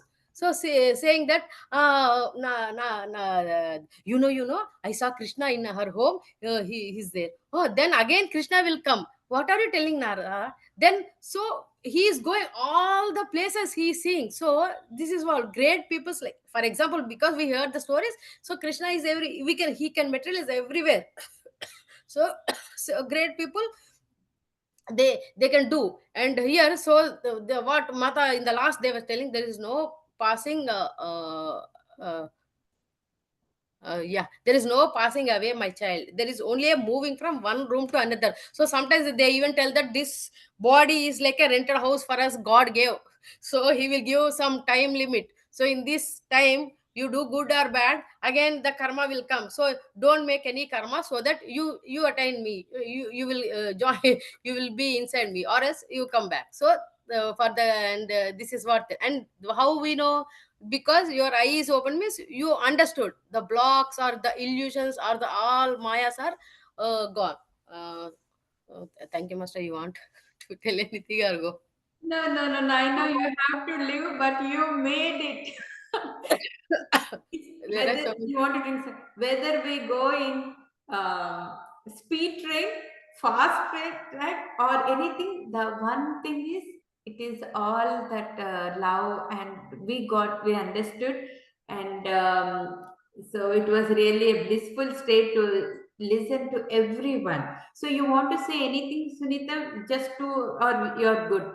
You want to say Oh, anything? oh, 5 minutes. Okay. Yeah, yeah. In the starting, yeah, this all thing when it started with when Uma left the body, then Kian was feeling lonely. Then this Devani, she was with Anu's elder son family, and because when she was eating, then because Uma, Kian, and Devani, they were three friends in the meditation circle group. When because Uma is not there, who will take care? Then whatever she is eating, she took and gave him. So it is the love, how she is showering. Then he said, I don't need anything. He was happy, but he said to maintain this physical body, he was moving, meditating, and he was in the real, and he was happy. So this part shows like they how to help, how to show love other. And about Sita Mata, we first heard, never heard that Sita Mata's mother name is Sunaina. So it was good to know that Sunaina. So as a mother, every mother wants their child to be happy. So when she saw Sita Mata in the forest, first she was okay, because as long as the Ram and Sita were together, she was happy. But when Sita Mata was pregnant, at the time, a mother cannot see her daughter struggling. So she said, you come back. Then Sita Mata said, this is what I planned. So this is what I wanted to do. Then Amma, she was feeling bad. Then Amma, Sita Amma said, come change your clothes. We will visit the village. When she visited the village, she saw the people and their love on Sita Amma. Then she understood that, and even Sita Mata said the people who were in Midra, they were reborn here, and they are getting the same love from Sita Mata. So here that love is forever in this and then mother's love to daughter is that, and then she understood. And even Sunaina Ma, when the Janaka Baba, he used to take care in the meditation, anything, she used to take care of the kingdom. So wife and husband, how Swayam master said, like wife and husband who take care of each other. So their understanding, when you wife and husband understanding, mutual understanding should be there. When you understand other, there will be no problem. And then mother daughter relationship, showing care. And then after seeing people in the village, then mother understood that Sita Mata is treating everyone as her children. So when limited to one person, this one I got this message from Shankaracharya. When his mother say, don't leave, please be, then he said, Amma, if I am at home, I am only son to you, but when I go and give education and when visually uplift everyone, I am a son to anybody and I am a guru to many. So no, they do for the society, like how people. And uh so Mata, all those things. And such a relationship we got. And what else? Devani and Anu.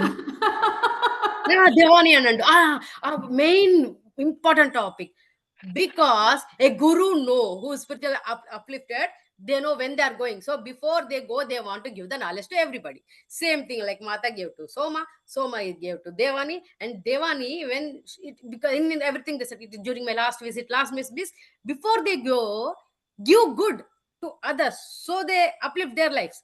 So that's why. And she asked any regret she has, Anu. She said that she was jealous and natural. That is common, where nobody wants a third person in the wife and husband relationship. So but it's okay then, the because of her concern only, and that went on. So at that time she was jealous. She said then after, when Devani looked into her eyes, she changed, means okay, now she understood that jealousy went away. And then she asked, do you have any regrets? Then she said she has a fear of forest. Well, I came to know the words blocks, inner child from your all YouTube's only. Because in the forest, when Anu when she with her mother, when she went in the forest, she saw somebody died because the branch fell down. So she had that, she did not remove that fear. So it became a block to her. So that's why, oh, forest, if someone go, they will die. And then other instances that mm, forest Sachi, snake bite. And then snake bite, when the because she did, oh, again forest. So this one I have to give credit to Sarojama. In her YouTube videos only I heard that Sakshi Bhavana. So if you don't let go the emotions, it will be in your like blocks. And she said, if you like butterfly, you say, I want to see butterfly, but that is also a craving for happiness. And if you see a snake, oh, no, snake, that is a fear. So happiness, fear, don't clinch that. Uh, she says, Sakshi Bhavana, observe. That is letting go. Even we, whatever we don't let go, it becomes a block to us. So that is the thing. And then she said, if they have to die, whether branch will fall, whether snake will bite, or if she is home or anywhere, she will die. So don't limit your thing that only because of forest she is dying. And then uh, and she said that you see forest as fear, but I see forest as love, because mother nature is connected. So after her transformation, she sees that mm, she removes her fears, and she sees a new vision. See, that's what drushti changing. That's what, before she saw with fear, now she's seeing with this. And then there are so many things. You made it. So here I'll just take Sakshi Bhavana, be observer. Same thing as a homeopathic practitioner, doctor, we will be like an observer. Like just listen everything from the patient, physically, mentally, emotionally, spiritual, and then come up with a remedy. And this is the last session. I don't know, Sitama is making us do more than 2 hours. So far, no session has been done this far. And I was so and everyone is in rush because it's a morning time. They have to go back to work. They have to go drop the children. But I don't know. Everyone is staying here. Thank you. And mainly last thing is Sadanand Guruji. We should not forget our Guru. Actually, thanks to all the Gurus. Like he was not having contentment with his Guru. He's thinking that he's not telling anything. So sometimes he makes work and he is the. Then after he says that one Guruji, you are already content. He was getting like, oh, I have unresolved issues. I have so many doubts. How he is saying? Then he was restless. Then one night, then when Sita Mata came and she said, he is your real Guru. He is seeing your true self. Then his all the doubts calmed, and then next day when he went to the Guru, he could see the transformation change. And then Guru asked, are you happy, you want to marry or not? And you want then he said, uh, Guruji, whether I am married or not, whether I am with you or not, I am already happy. Because why? Because he is already attained that contentment. Once he is satisfied, heartful, then he said no need. So the mind knows contradiction, the heart knows none. Okay, I have so many things to say. Okay, we will end. Thank you so much, Sunitha. That's a wonderful summary. You made it, and each and everyone, thank you so much. And I know we wanted to talk more, but we will be back. Since I don't know, this is the last. We have completed the book, and just one last session is there. I don't know with whom the intuition I will get it. It is totally out of my thing. So, and for those who have missed the previous sessions, just let me show for a minute if I can, just few seconds. So you're seeing, right? You are able to see, right? Yeah. So just, I will not go in depth. So people can watch the playlist, and it is a YouTube channel, Kavitha Kukunoor. We have everything: professional, homeopathy sessions, spiritual, devotional, meditational, personal, family, friends, everything is here. Society, community, everything is here. So the with all the divine. So we have 20, today's will be 23rd topic, and with all the beautiful souls who read the book, narrated, explained, like today with Swayam, Resmi, Sunitha, everyone, and each and every topic, whichever you feel, and this book has transformed me. And I want to see that happiness, and I got connected with you all. It's all divine source. You yourself can get that whatever you can, that messages, and spread that messages: forgiveness, non-possession, and in non-interference, the yoga of mind with joy team, amazing work they are doing, and gratitude and dissolving samskaras with Dena Merriam, yoga of inner attunement, transcending name, merging, yoga of remembrance, the yoga of knowing Ram, the yoga of healing with our team of doctors, the yoga of residing in self, the yoga of generosity, the yoga of piercing appearances, the yoga of emerging, and the yoga of controlling inner electrical currents. So, masters, please, whenever you get time, whatever you need it, wherever you need help, you do. And we are all here planting the seeds of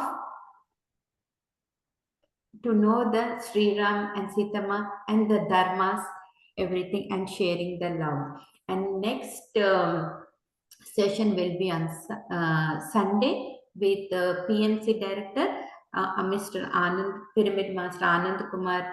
So sharing the beyond mind, body, mind, and soul. So do join, and thank you all. Thank you so much. Anything you wanted to say before we end?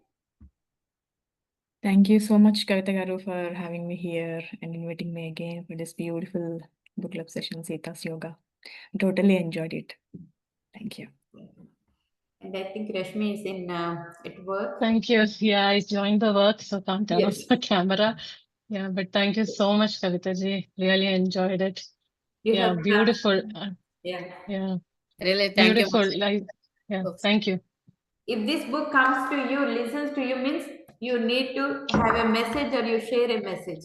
Thank you all. You all have a wonderful day. Thank you so much, Sunitha, for the beautiful summary. And thank you, masters, Swapna and Rajni, and all the masters who have joined, and many more. Shivani, I think the name Shivani is there, right? So Yeah. we got that one. Thank you all, and we see you all. Have a blessed day. Thank you, you. Master Kavitha. Thank you, Master Swayam. And Thank you, Master. Sunitha garu. Thank you, Kavitha garu. Thank you, Rajni garu.